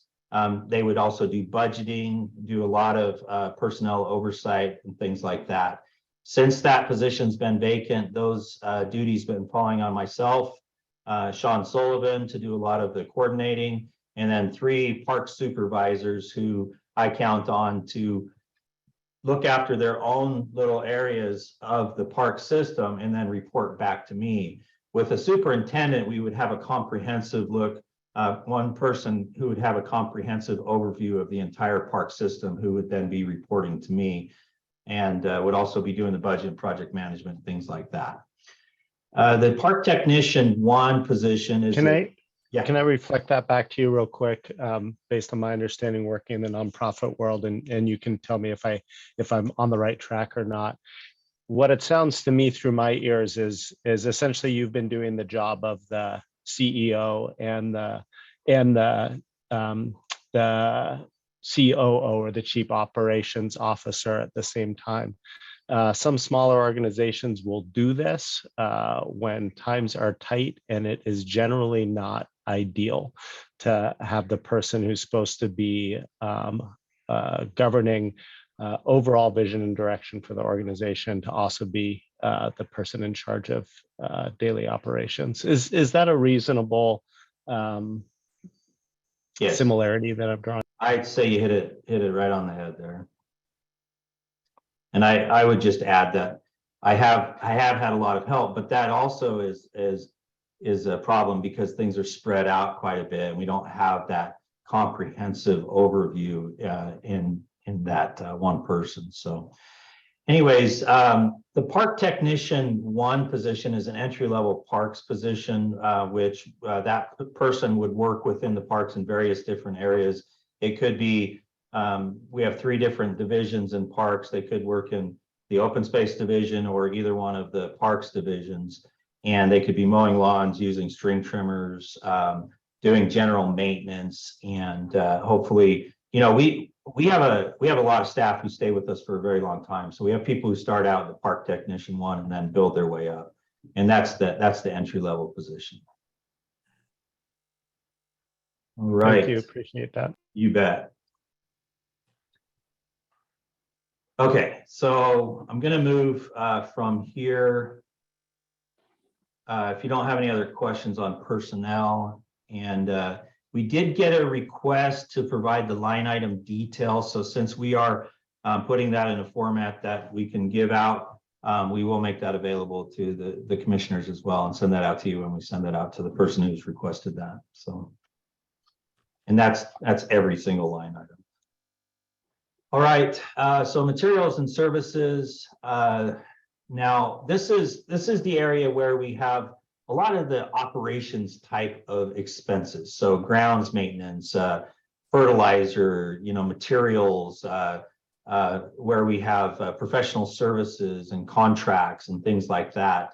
And going forward, it sounds like, well, this will also be the area where we are looking at a lot of our deferred maintenance projects, the ones that I've talked to you about using food and beverage money for roofing and interior changes and things like that that need to be done with a lot of our buildings that are aging right now. So that's what we'd find in the materials and services budget in general. But as you look through here, we've got it classified as first materials and services total. And those are all the things that I talked about just now. Parks improvements are those things that are bringing new improvements to the parks, like, well, it could be considered maintenance, like for instance, replacing the spider climb in Lithia Park or replacing a playground. But it also could be adding sidewalk or adding ADA accessibility and things like that. And then capital outlay is pretty much the same. It's similar to that. And it can be used for a lot of the same types of things. And we always end up with a system this large, we always end up with facilities that are going down that need to be repaired in real time. Hopefully materials will become more available. As a lot of people noticed with the spider climb, it was absent for a very long time because we had to order it from overseas and there were issues paying with transferring money overseas and things like that through finance and those types of things. But it did get here eventually. Hopefully those types of things will happen a lot quicker in the coming biennium. And it had a lot to do with supply chain issues as well. So I talked about deferred maintenance already. We are planning we're recommending that we transfer a total of $750,000 about of food and beverage money from that 25% of food and beverage that we're already receiving per year to the parks operating budget to pay for building maintenance, to pay for improvements within the park and the capital outlay that you're seeing here. I have on the next slide, I have a breakdown of where all that money is going. The total increase for the entire biennium in materials and services over the approved budget from the previous year is $581,000, about $600,000. So if you take the money that we're transferring in from food and beverage, you can see that it's completely offset by the food and beverage transfer in. So there virtually is the increase is because of the deferred maintenance that we're planning on doing, in other words. So here's that list of where that food and beverage money would be transferred based, and these are individual line items. So again, we can use food and beverage money, that 25% for repair and rehabilitation maintenance projects. So irrigation maintenance, building maintenance. Building maintenance is one of the bigger projects, and that's where we'd be looking at doing multiple roofs, maybe some painting, fixing different things that have been deferred over time that have to do with buildings specifically. Disposal, and just a note on that, Parks and Recreation takes care of their own buildings. The City of Ashland's funds, their fund does not take care of our buildings. We do have to use our own funds to do that. So that's where the money would come from to do that. Disposal and sanitary service, obviously that's maintenance, custodial work. And that's the one thing that I was saying with custodial, and what I'm talking about is contracts that we have for the daily repair and rehab of restrooms. With all of the impact that we have in our restrooms lately, we are getting a lot of impact, and it's a daily task to go in and to restore those back to what they were before we got there. So I believe that those would also qualify for the food and beverage tax usage and with repair and rehab and maintenance. Grounds care, that's where we're purchasing supplies to take care of grasses and things like that. Fertilizer is another one of those. Professional services is the other custodial part. Urban tree service pruning is contracts for emergency tree service that we might need. Parks improvements are those playground. There are different areas where we'd have to do improvements to parks. And some of that may be deferred maintenance. Some of that may be emergencies that just need to be taken care of right now. Capital outlay is pretty much the same category. And then down below, we have a different division, open space and trails division. And a lot of the categories line up with what's above. Trails work, general maintenance, forestry, and tree maintenance and forestry. Trails work is an increase. We have increased that amount a little bit so that we can provide more money and more incentive to do more trails work out in the watershed as well as on APRC properties, and use that money as leverage to work with volunteers and to provide materials. A lot of times we're using volunteer service, labor to get a lot of these jobs done, but that can help pay for maybe if we need an engineer to look at one of the projects, or we need materials to put in the ground to help a project happen. That's where that money would come from. Commissioner Lott? Yeah, I want to go back to professional services. You said that's basically for custodial services. It is, yeah. Well, how can that be used for, how can that food and beverage money be used for that when food and beverage can't be used to pay an employee to do the same thing? If I got that right, I need to understand that. Yeah, I think it's my proposal, okay? This is what I'd like to see happen. Now, it probably still needs to be looked at, and somebody's going to, different people are going to have different opinions about it. But my opinion is that with all of the repair that we're doing on our daily repair we're doing on our restrooms, and in this time when there's more restroom use and more damage to restrooms than there ever has been before, this funding would help it does help for us to pay Pathways to come in and restore those restrooms every single day. It is a contract. It is paying for a service, and that service is restoration. Now, if the commissioners disagree with that, I'm more than happy to adjust this and to make changes, but that's just my recommendation. And I feel comfortable moving forward with that and seeing if we can use food and beverage to take care of that expense. So what happens if this gets to the budget committee and they say, no, that doesn't, you can't do that, and the city council agrees, then how would the custodial work be paid for? So we're gonna have to pay for it one way or another. So we would have to adjust another area. So I would look at other areas that may qualify for repair and rehabilitation better than this area does, to see if we can offset those expenses as opposed to this one, and trade the general fund dollars straight across. If we can't do that, we're going to have to reduce our budget. Well, we'll show a larger increase in our budget, and we'll need more revenue to cover it. Or we'll have to cut expenses somewhere else to cover that. It seems like that's going to be really the only option, is to cut. If we can't find, if this doesn't work and we can't find enough offsetting, then the budget would just have to be cut.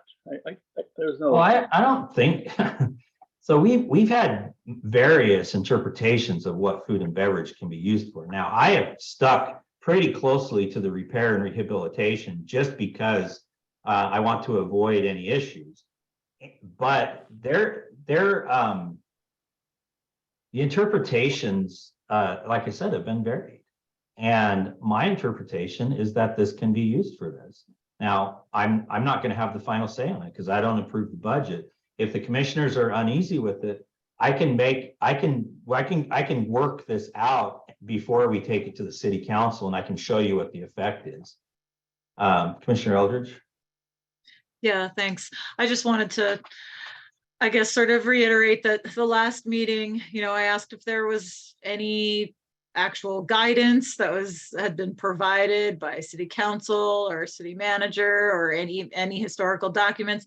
And all we really have is precedent and practice to interpret what repair and restoration, repair and rehabilitation means. And I find that pretty frustrating, because to me, the difference between maintenance, repair, restoration, operations, all of these things are very fluid in my mind.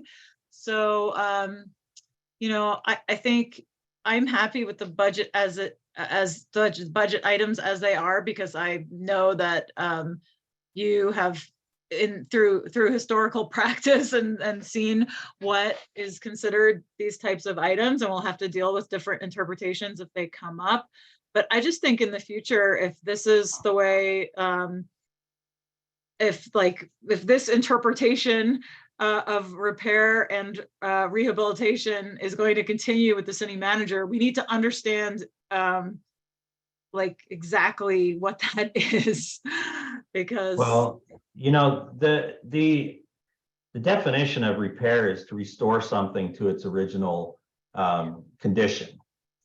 And, that's exactly what we're paying for this group to do. Now, I included this in my report, and I'm talking about it here tonight because I do know that this is probably the only sticking point with food and beverage that we're going to experience.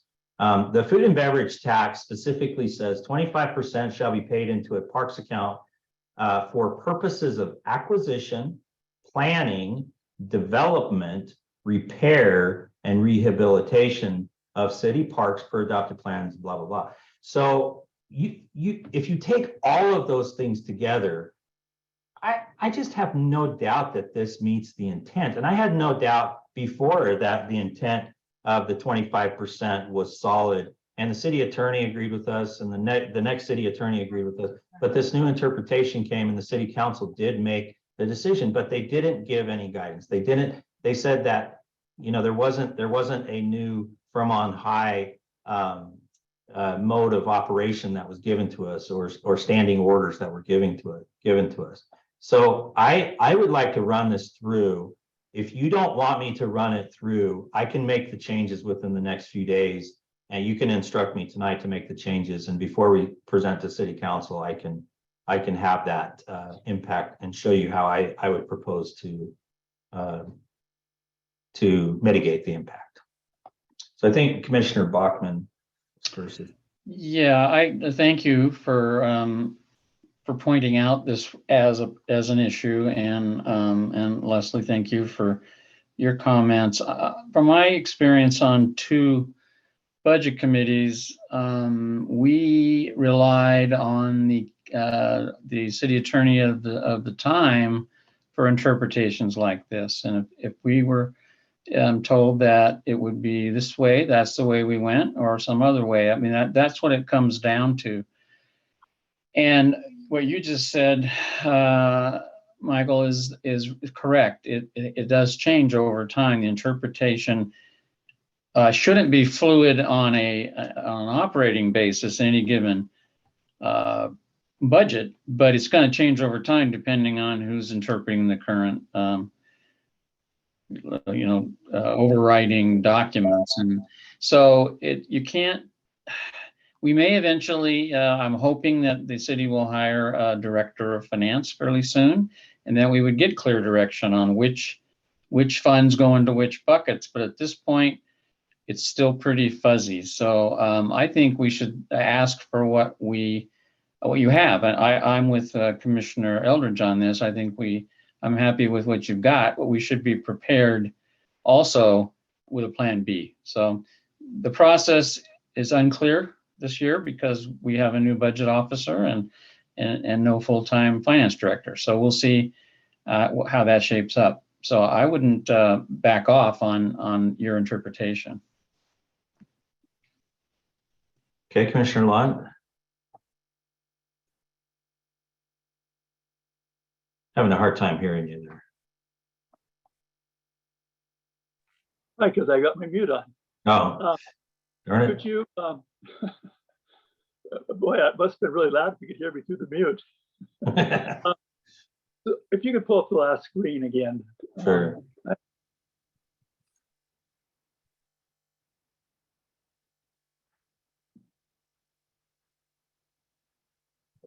Am I showing you my notes screen? Yeah, Oh, you can see I don't have any notes, but let's see if I can get to them. well, my Where's- question is where in that, in those line items might sidewalk repair? Nope, you're still not there. What the, oh, it's because I was looking up the definition of the 25%. Can you see it now? Yeah. Okay, that was the food and beverage ordinance you were looking at. So I'm curious where in here, if there's a sidewalk repair, which we know we need to do a bunch, where does it show up here?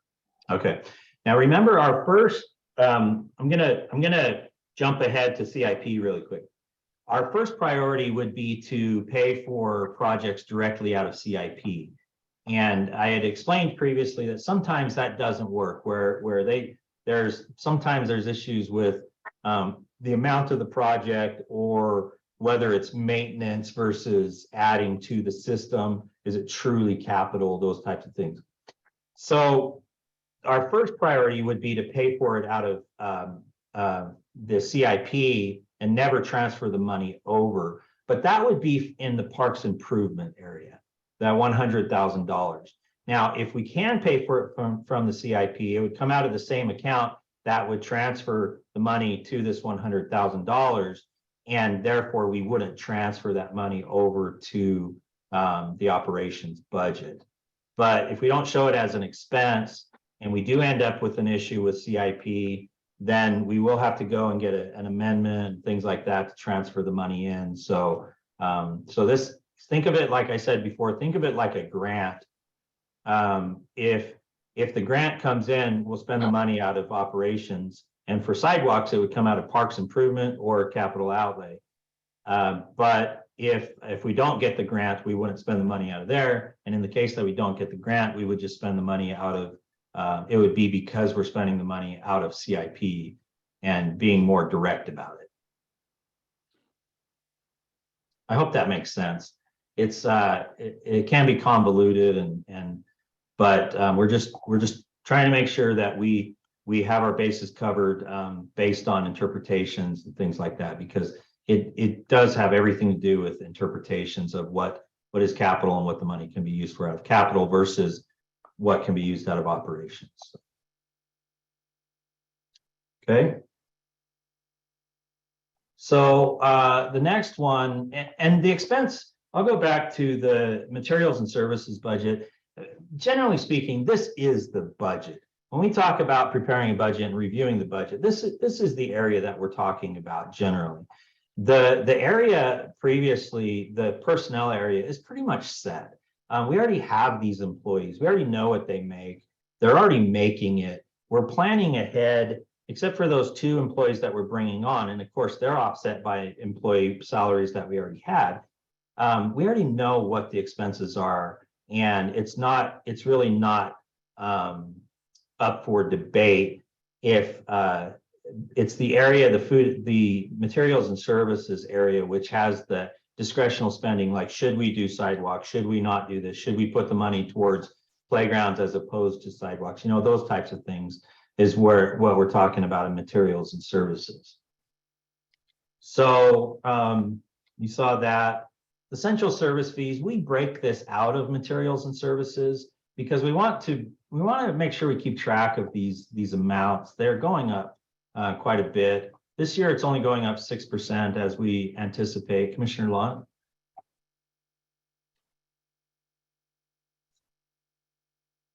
Again, it's me. I know it's me.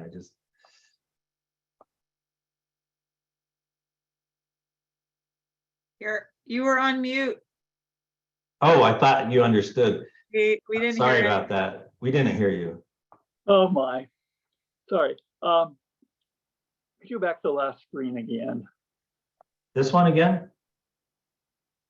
No, it showed another one in between.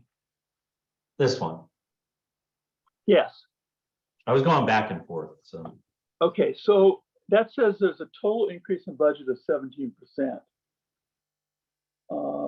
Is that correct? Yeah. 17% is, or $581,000 is 17% of the total of 1.744 million and 1.727.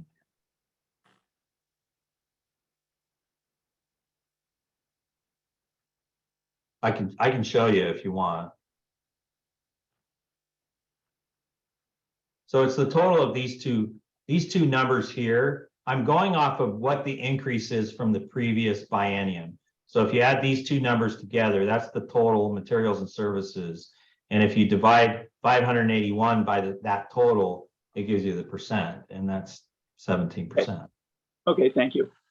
And that's simply the reason this is so much increased is simply because we're taking money from food and beverage and putting it in here for doing more rehab and repair. Yes. And yeah, okay. Yeah, Sorry. so if we just cut out these right here, that would cut out $350,000. If we cut out material parks improvements and capital outlay, which are coming from food and beverage, that's $350,000 right there. And then there's more food and beverage, as you can see on the next slide. If we cut out a few of these other ones like building maintenance, where that's where the increase is coming from. So Sorry, thank you. okay, so essential service fees, we're anticipating an increase about 6%, from about 1.4 million to 1.445 million, $2.9 million for the biennium. I've shown you this before, and I'll probably show it a lot more, but you can see the increase from 2020 and 2021. There was a massive increase in central service fees, more than double. And that's what I was talking about in the previous biennium, that most of the increase in the previous biennium was because of central service fee increases. And then you can see where they're just going to steadily go up with basically COLA or inflation. So we put in there 6% as an anticipated increase for this coming biennium. Commissioner Lott, did you have something?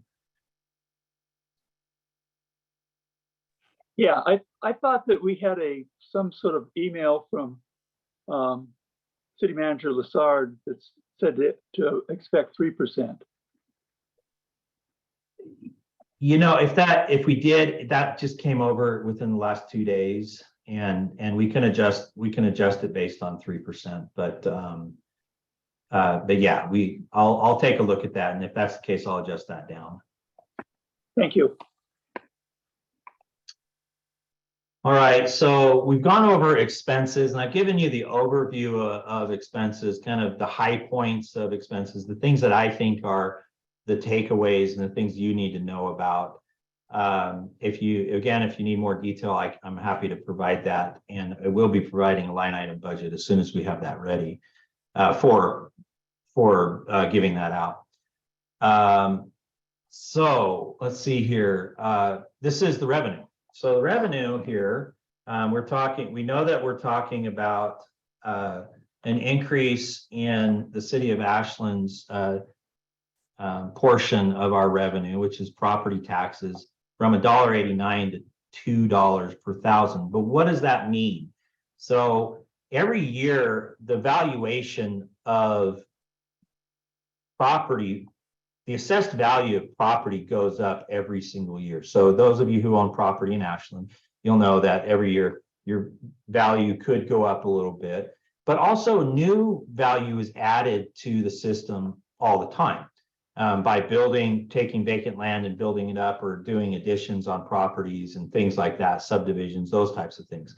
So every year the valuation goes up. So when you're multiplying, when you're figuring out what the millage means, every single year you're basing it off of a new valuation. So as that goes up, $1.89 means more in one year than it does the previous year and the year previous and the year previous. So when you take that into account, the $1.89 represents a total yearly sum of, in 2022 valuation, of $5.938 million. Now, that would leave us lacking in our budget. We wouldn't be able to fund our budget with the $1.89. The $2 is what we've prepared, and as the charter states, the city charter, the Parks Commissioners shall do a careful estimate and report to the city what is needed to fund parks and recreation going forward into the next biennium. And that, as I'm reporting to you, is $2 per thousand, or the equivalent of $2 per thousand in millage, which is $6,284,386. Well, what's the difference between $1.89 and 2,000 or $2? Well, it's $345,000 per year. So that's the difference that we're asking for from the city. If the city funded us at the $1.89 amount, which I've shown is a reduced amount that was supposed to be temporary, we would be $345,000 short each year. So the $2 is what we need in order to make the budget work, based on the personnel numbers that we have, based on materials and services that we have, and even with all of the input or the increased resources from food and beverage and everything, we need this $2 per thousand to be able to perform the functions that we're performing right now for Ashland Parks and Recreation. Now, if we went up to $2.09, we would be up, it would be $6,567,000. And that's the historical rate. That's the rate we had received since the change, or since way back when, early 1900s. But what's the difference between $1.89 and $2.09? It's $628,000. So that's not what we're asking for. We are asking for the increase to the equivalent of $2 per $1,000 of assessed value. So as I've stated, and I've gone through the other resources, and I'll go through those again in just a second, considering all the resources that Ashland Parks and Recreation brings in, including grants and contracts and recreation revenue and money from CIP, and including money that we move forward from our reserve fund, we need $2, the equivalent of $2 per thousand, or $6,284,386 to be able to fund parks each year for the next biennium. Just as a reminder, that's 75%. That's the $6,284,000. We're still bringing in money from food and beverage and recreation revenue, grants, and everything else to make ends meet. This is what the pie looks like again. You've already seen this, but I thought I'd just show it again to reiterate.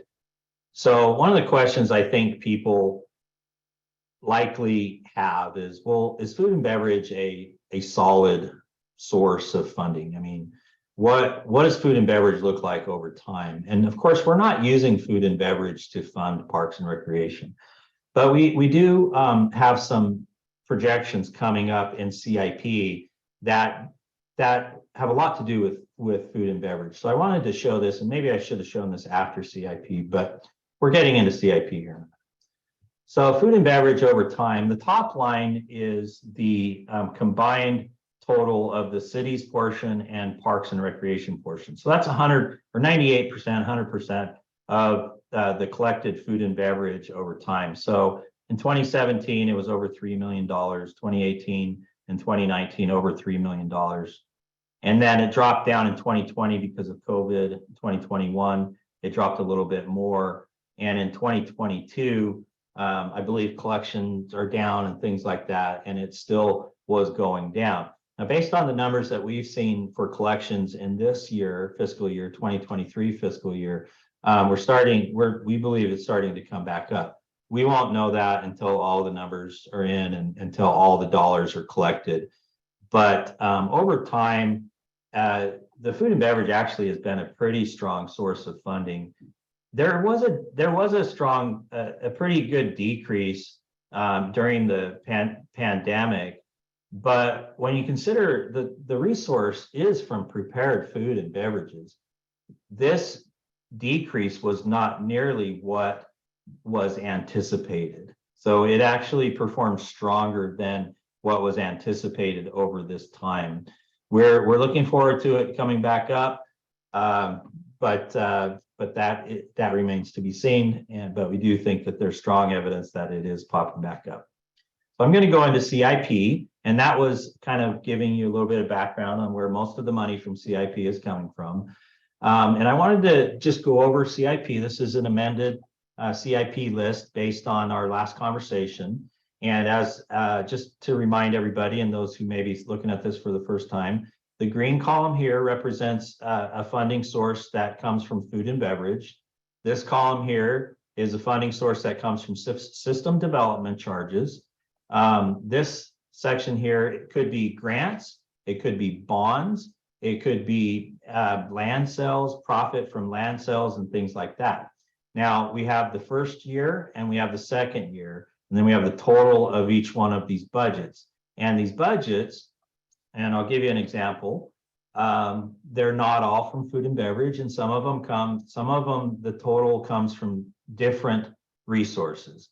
Like the next one I'll show you, Daniel Meyer Pool. We've got food and beverage. We've got a $2.2 million designation there that would be cash that would be in that account by the end of the biennium. And the rest of the money would have to come from a bond, a pool bond or a grant or some other resource, a donation from somebody who would like the pool named after them or whatever it is, would have to come from another source. So you take those two, add those together, and that's the total that we've anticipated for the Daniel Meyer Pool rebuild or the Ashland Community Pool rebuild. Let's go back up to APRC Fountain. This is an example of a good amount of money in here, $650,000. It was estimated that the repair of the fountain and the concrete around and everything would be somewhere around $500,000. But I have added on to that $150,000 of a contingency because we do not have a bid yet. All we have is estimates. So that's why it's $650,000. And it's in the other grant or loan or bond category because that would be a grant that would be coming from the Ashland Parks Foundation. The foundation has already expressed their dedication to fund this project through resources that they have and that they will have as a result of a fundraising campaign that they're planning. And so I've got $650,000 in there. $500,000 of that is the estimate for the repair. The other $150,000 is a contingency amount. I've already done the Daniel Meyer Pool. So I'm not going to do every one of these, but if there's one that I don't do that you want to talk about, please ask and I'll go over it in detail. The East Main Park Pump Track now has a total of $75,000 from food and beverage in it. That's to go directly to funding the pump track at the East Main Park that is currently under construction. This is a separate line item from the East Main Park overall development. And that was so that the $75,000 did not get lost within the general park development, considering that originally that pump track was going to be funded completely by other resources. So we wanted to make sure that we keep track of that $75,000. Commissioner Lott? Yeah, I think you misspoke. The park, East Main Park, is not under construction, it's in design phase.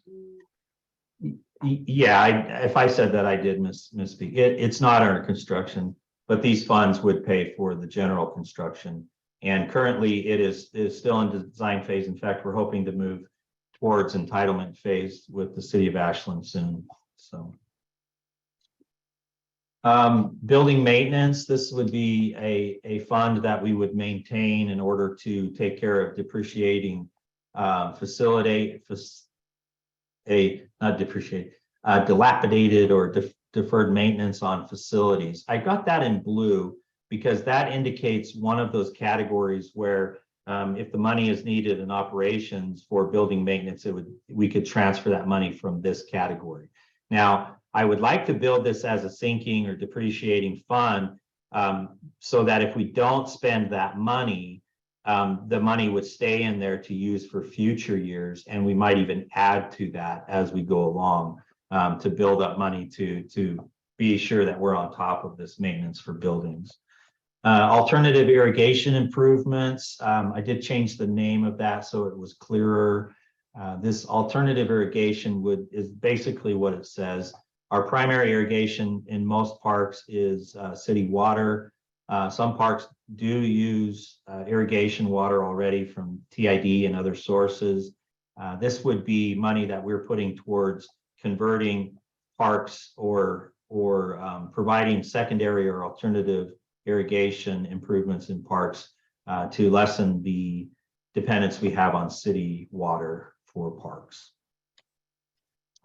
Capital outlay is in blue, so that means that's another one of those categories that where money would be transferred over to the fund, and that's $175,000 a year. That would be that building maintenance category and the capital outlay category. So if you remember, it was $100,000 for building maintenance and 75,000, or I'm sorry, park improvements, and $75,000 for capital outlay. And that total would come from this category here, $175,000 per year.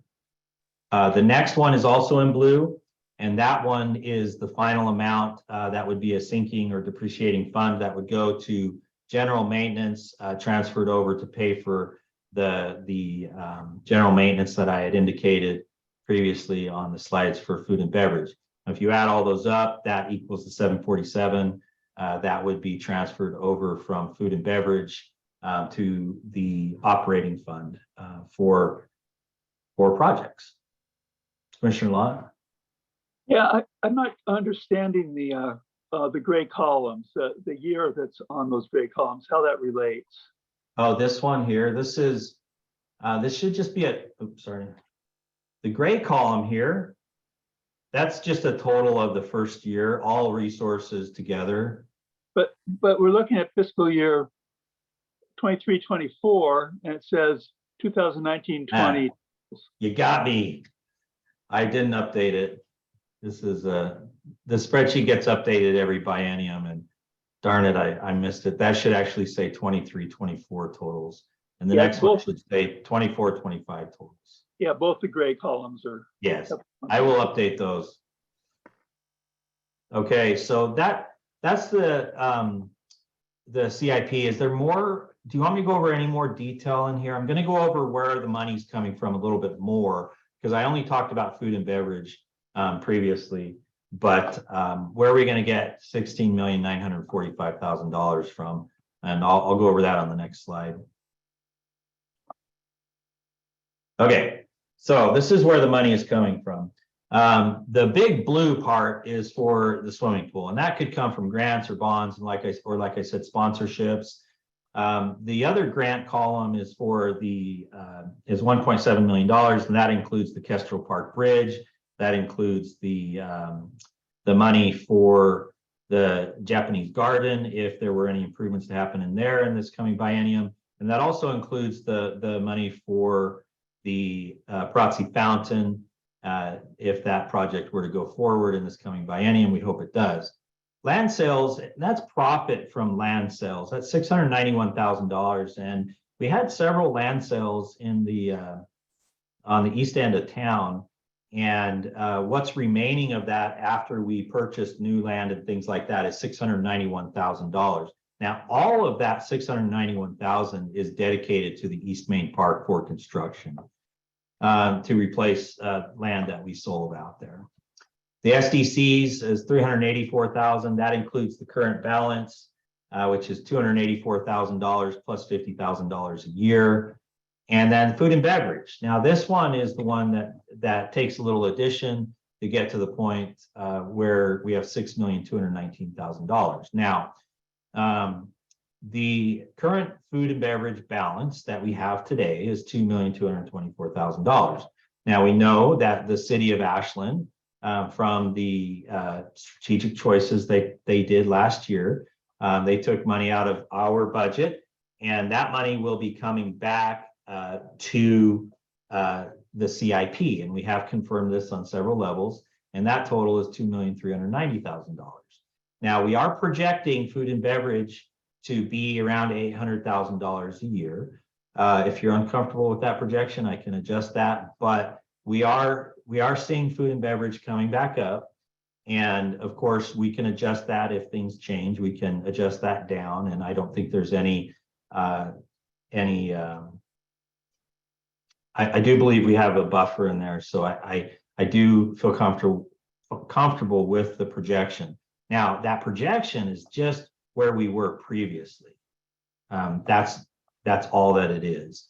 It's not more money than we were making in 2019. It's actually the same amount, and we're hoping that this year, based on what we're seeing, that we will be back up to that 2019 amount. And when you add all those up, it comes up to that total, which is the $6,219,824. And that's the categories that make up food and beverage, and that give us the money to be able to plan, or at least anticipated funds that we need in order to plan the CIP. Commissioner Lott? Yeah, I think that's a little optimistic, and I'm always a believer in being a little more conservative. So if instead you reduce that to $700,000 a year, what would you have to reduce to get that to get to balance, so 200,000? What I would suggest is that we adjust $100,000 a year down in food and beverage categories, and that means that we could adjust the Daniel Meyer pool $100,000 down, or we could do $50,000 in the Daniel Meyer pool and $50,000 from another account. But I would suggest that in the first year, if we do adjust that down, we adjust the Daniel Meyer pool down. And in the second year, I would have to get back to you on which one we might look at for that $100,000 in the second year.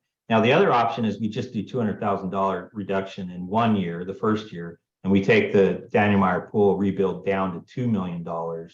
And then if we do end up at the $800,000, we can make a note that $200,000 gain would go back into the Daniel Meyer pool rebuild. And that would be an easy way to resolve that, I think.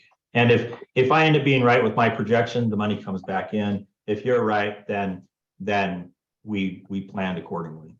So, Well, what if you didn't do it from Daniel Meyer pool? if I didn't do it from Daniel Meyer pool, I would need your feedback, because the other amounts, it's just a bigger percentage of the total if you take it from another category. And we aren't at the point now where we're actually going out to bond for Daniel Meyer pool. So I think it makes sense to look at that as the source. And again, I think it will come in at $800,000, and if it does, we just add the money right back in. But I don't think there's any problem with adjusting it down if you're uncomfortable with the $800,000. I think we can still accomplish all the projects that we think we can do in the next 2 years. I think just to show our, I think trying to demonstrate, or actually demonstrating fiscal, a little bit of fiscal conservatism in terms of the amount, to me makes sense. And although it's fixing, doesn't feel great to take it out of the pool, you're right. It's not a large amount to take out of the pool. And like you say, if you're right and I'm wrong, the pool gets it back. Yeah, I don't think there's any danger in doing that at all. I think it makes sense. And I would just need you to give me that direction as the commission to do that, and I can make that change. But let's see, what do we have left here? I believe we're pretty much at the end of our list of things to review. Now, this is just the summary. We're going back to the total budget. The total budget for the biennium is $16,627,660. And that is up about $1.5 million, or 10% from the previous biennium. A big portion of that is personnel. And that has a lot to do with the planned increases that we already know about in salaries and things like that. So moving forward, we're recommending that the Parks Commissioners approve the prepared budget as presented. I didn't hear anything that you wanted me to change right now in the budget, except for having a backup plan or a contingency plan if the food and beverage is determined that it can't be used to pay for the services that I had down there. So I can do that. And then so we're recommending approval of the operating budget. We're also recommending approval of the capital improvement plan. And as I recommended, and as Commissioner Lant had stated, and I'll just go ahead and recommend that we do adjust the anticipated earnings for food and beverage down to $700,000 per year from $800,000 per year for the next 2 years. I think in order for the other commissioners to be able to decide on 800 versus 700, we need a little bit of logic so that it's not just Director Black says and Chairman Lant says. I don't feel like I'm in any position to decide which of those two is correct based on what I'm hearing right now. Well, I can say it is an estimate, first of all. And the chances of us spending all of the money in food, all $6.2 million in food and beverage over the next 2 years is probably pretty slim. And so having it be at $800,000, I think is not a big danger. Having it be at $700,000 is not a big issue either. It's just a matter of what you're portraying. And if it's important, as Commissioner Lant said, to the rest of the commissioners to portray some conservatism, then that would be the number that we would use. Previously, during the biennium, our earnings were around $5,500,000, so, or not $5 million, $550,000, sorry, per year. So and we are seeing things increase. We definitely are seeing things increase. So to earn an extra $550,000 per year from the biennium totals, I don't think is much of a stretch at all. It's definitely more of a stretch to say $800,000 because I'm anticipating us going back to 2019 numbers based on the information that we're seeing and activity that we're seeing and things like that. So I would recommend, since there is if anybody would have brought it up, I'd say the same thing. I don't think there's any harm in doing $700,000, and it probably doesn't hurt to exercise a little bit of conservatism. So that's where I'm coming from. I'd like to give Commissioner Adams a little bit of logic. So a few things come to mind. One is that we know that Oregon Shakespeare Festival does not have as many plays as they've had in the past, significantly less. And that is a big tourist draw here. So it isn't, so to say we're going to get back to where we were in 2019, I think is optimistic. Obviously we're going to go up, but we don't know how much we're going to go up. And I think it's just more, I think it's a more realistic, at least, and sort of a little more conservative to say 700,000 rather than it's going all the way up. That's like halfway up. And another thing, look at it, just look at the curve. Look at those years, 2018 or 19 to the 2022. And those, you'd have to get back from the point we're at now to get back to 800,000. That's a pretty steep curve. And yeah, it's certainly possible, but it would be, I think there's some logic to say that movement back to the pre-pandemic norm may take longer than that. It took longer to go. Anyway, it took a bit to go down, and it's going to take a bit to go back. So that's the reasons why I'm saying what I said.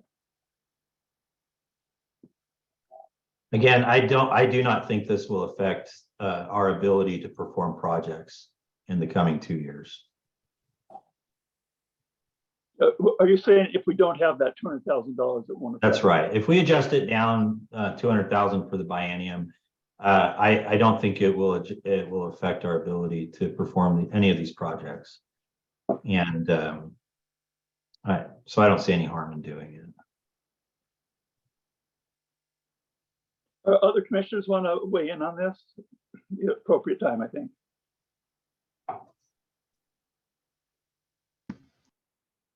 Yes, go ahead, Commissioner Bachman. You got to unmute yourself. As an old budgeter, that my inclination would be to project the curve and the turn, and it would be different in each year. In other words, if we think that we may hit 800 by the second year of this biennium, then, and we're at 550 these days, then I would just draw a straight line and let's say something like, I think I get 675 in year one, and up to 800 in the second year, or something like that. That's how a financial guy would look at it. It's not going to instantly go up to say 700. It's gonna phase in over the 2 years. So if we're in a recovery mode, and I think we have to be a little careful with even that assumption, because we're not sure we're out of a risk of a recession coming up on top of everything else. So I guess first of all, conservative on costs is a good idea. So that's just a general philosophy. So I'm just going to pick a number. Let's target 750 rather than 800, and it would be 650 in the first year and 750 in the second year, which would work out to average 700. I mean, that's where a logic would come in, and then you would track it more closely. You don't track the biennium, you track individual years, and in fact, I like quarterly tracking. So how's that for logic? Sounds logical to me. Commissioner Lewis. Yeah, and I think if you factor in the food and beverage, and it's a percentage of the food and beverage that's purchased, inflation is kind of our friend in that way. So where most of this budget, it isn't our friend, but that, how you factor that in, there might be fewer Shakespeare people, but there might be more mountain bikers or that. But when they go to the restaurant, they're paying more for their meal and their beverages. So there's that factor too. It's really complicated, I think, and for us to try to prophesize that but I think I would agree with Commissioner Lott that maybe slightly conservative, but we're only dealing with a really modest part of the budget. You know, this is, I'm not saying it's insignificant, but it is a pretty modest amount. I think that Commissioner Bachman's approach is, to me, makes a lot of sense. Other commissioners?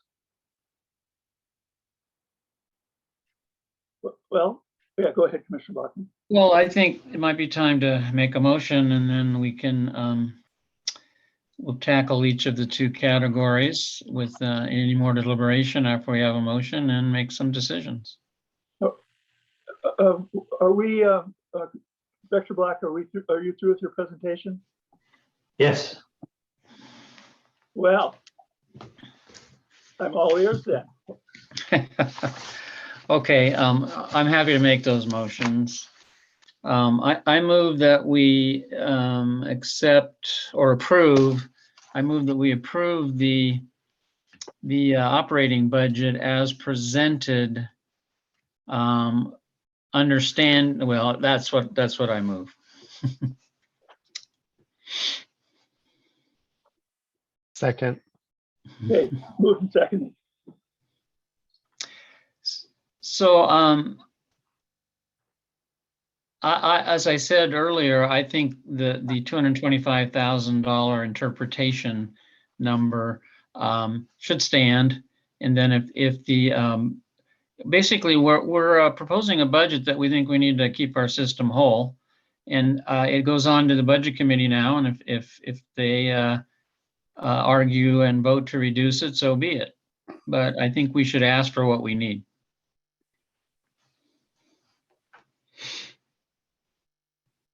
Other comments on the motion? I just want to point out that what this budget process is a little different than in the past, because in the past we haven't actually presented a budget of what we've needed. We've actually worked ahead of time with the city manager, the budget officer, and have come up with the budget in that way. But that's not really what the city charter says. The way we're doing the budget this year is consistent with the city charter, and it hasn't really worked out that well the other way. Our budget has been cut a number of times. So I think that it makes sense that we should be asking for what we believe that is needed to run our park system. So I fully support this motion.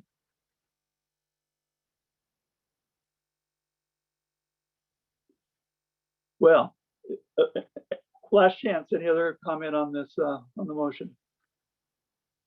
Oh, yes, go ahead, Commissioner Lewis. Yeah, I just have to thank staff for answering every question succinctly, thoughtfully, and logically. I don't know if you feel the same way. And I think it became pretty evident in the last meeting that how well prepared staff was. And I think their ability to adapt and improvise is something that is kind of special as well. And if I can put it in a historical perspective, when I first came on the commission, goal setting was minimal. Budget explanations was minimal. And this is light years ahead of 20 years ago. And I must say, I got to thank all the staff, and I know how hard everybody worked. And it's just, hopefully everybody got their agenda items in and taken care of. But I fully support this budget. Okay. Yes, Commissioner Bachmann. Just a final comment. I'd like to thank Commissioner Lewis for adding that historical perspective for all of us that don't have it. That's really important. Thank you. Okay. Any other commissioners want to make a comment before we vote on the motion? Looks like no. So can we have a roll call vote, please? Commissioner Bachmann, Yes. Commissioner Lewis, Yes. Commissioner Adams, Yes. Commissioner Eldridge, Yes. Commissioner Lawton. Yes. Motion passes. Okay, thank you. Now, we've now dealt with the operating budget. And we still have the. Before I make a motion here on the second, unless somebody else wants to, on the CIP budget, I just have a question for Director Black, and that's the terminology here. The item that is going from 550 to your 800 estimate, what's that? What should that be called? It's That's the annual food and budget contribution to our CIP. yes. Okay, Yeah, in other words, it's the 25% of food and beverage. right. It's Okay. called- Is it called projected food and beverage revenue on this chart? I don't know. Okay, that's good. Projected F&B revenue. Okay. All right. So I move that we accept the CIP budget, not accept, we approve the CIP budget as presented with one change.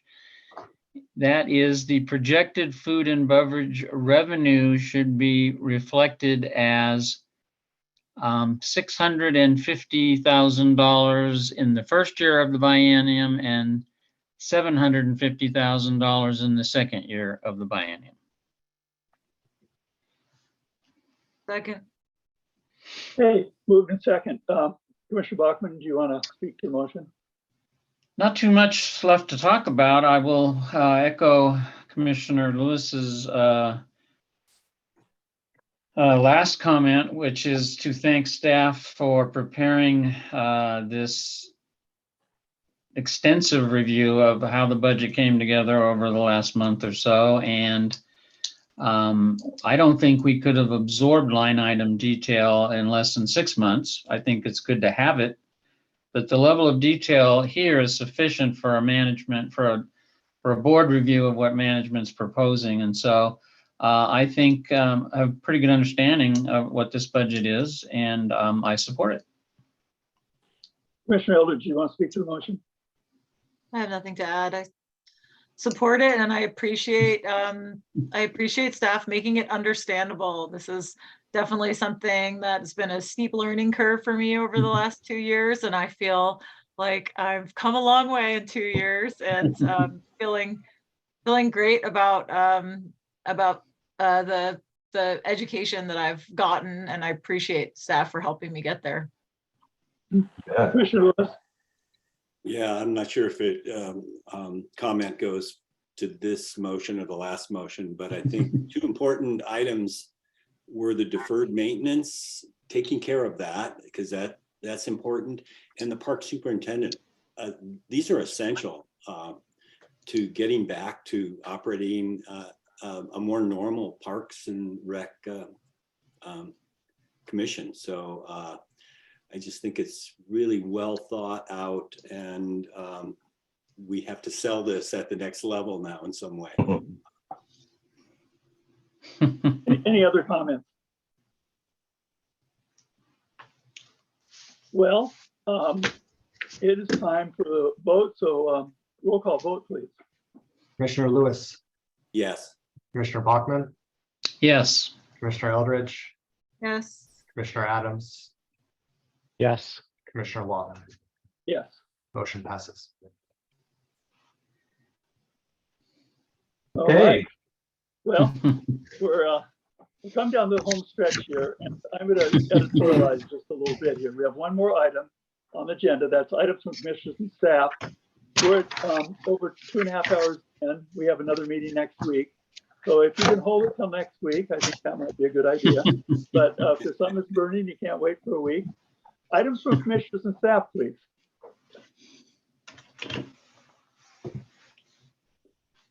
Hearing none, I'm calling the meeting's adjourned. Thank you for the audience and to the commissioners and staff for making this a productive meeting. And meeting adjourned. Good night.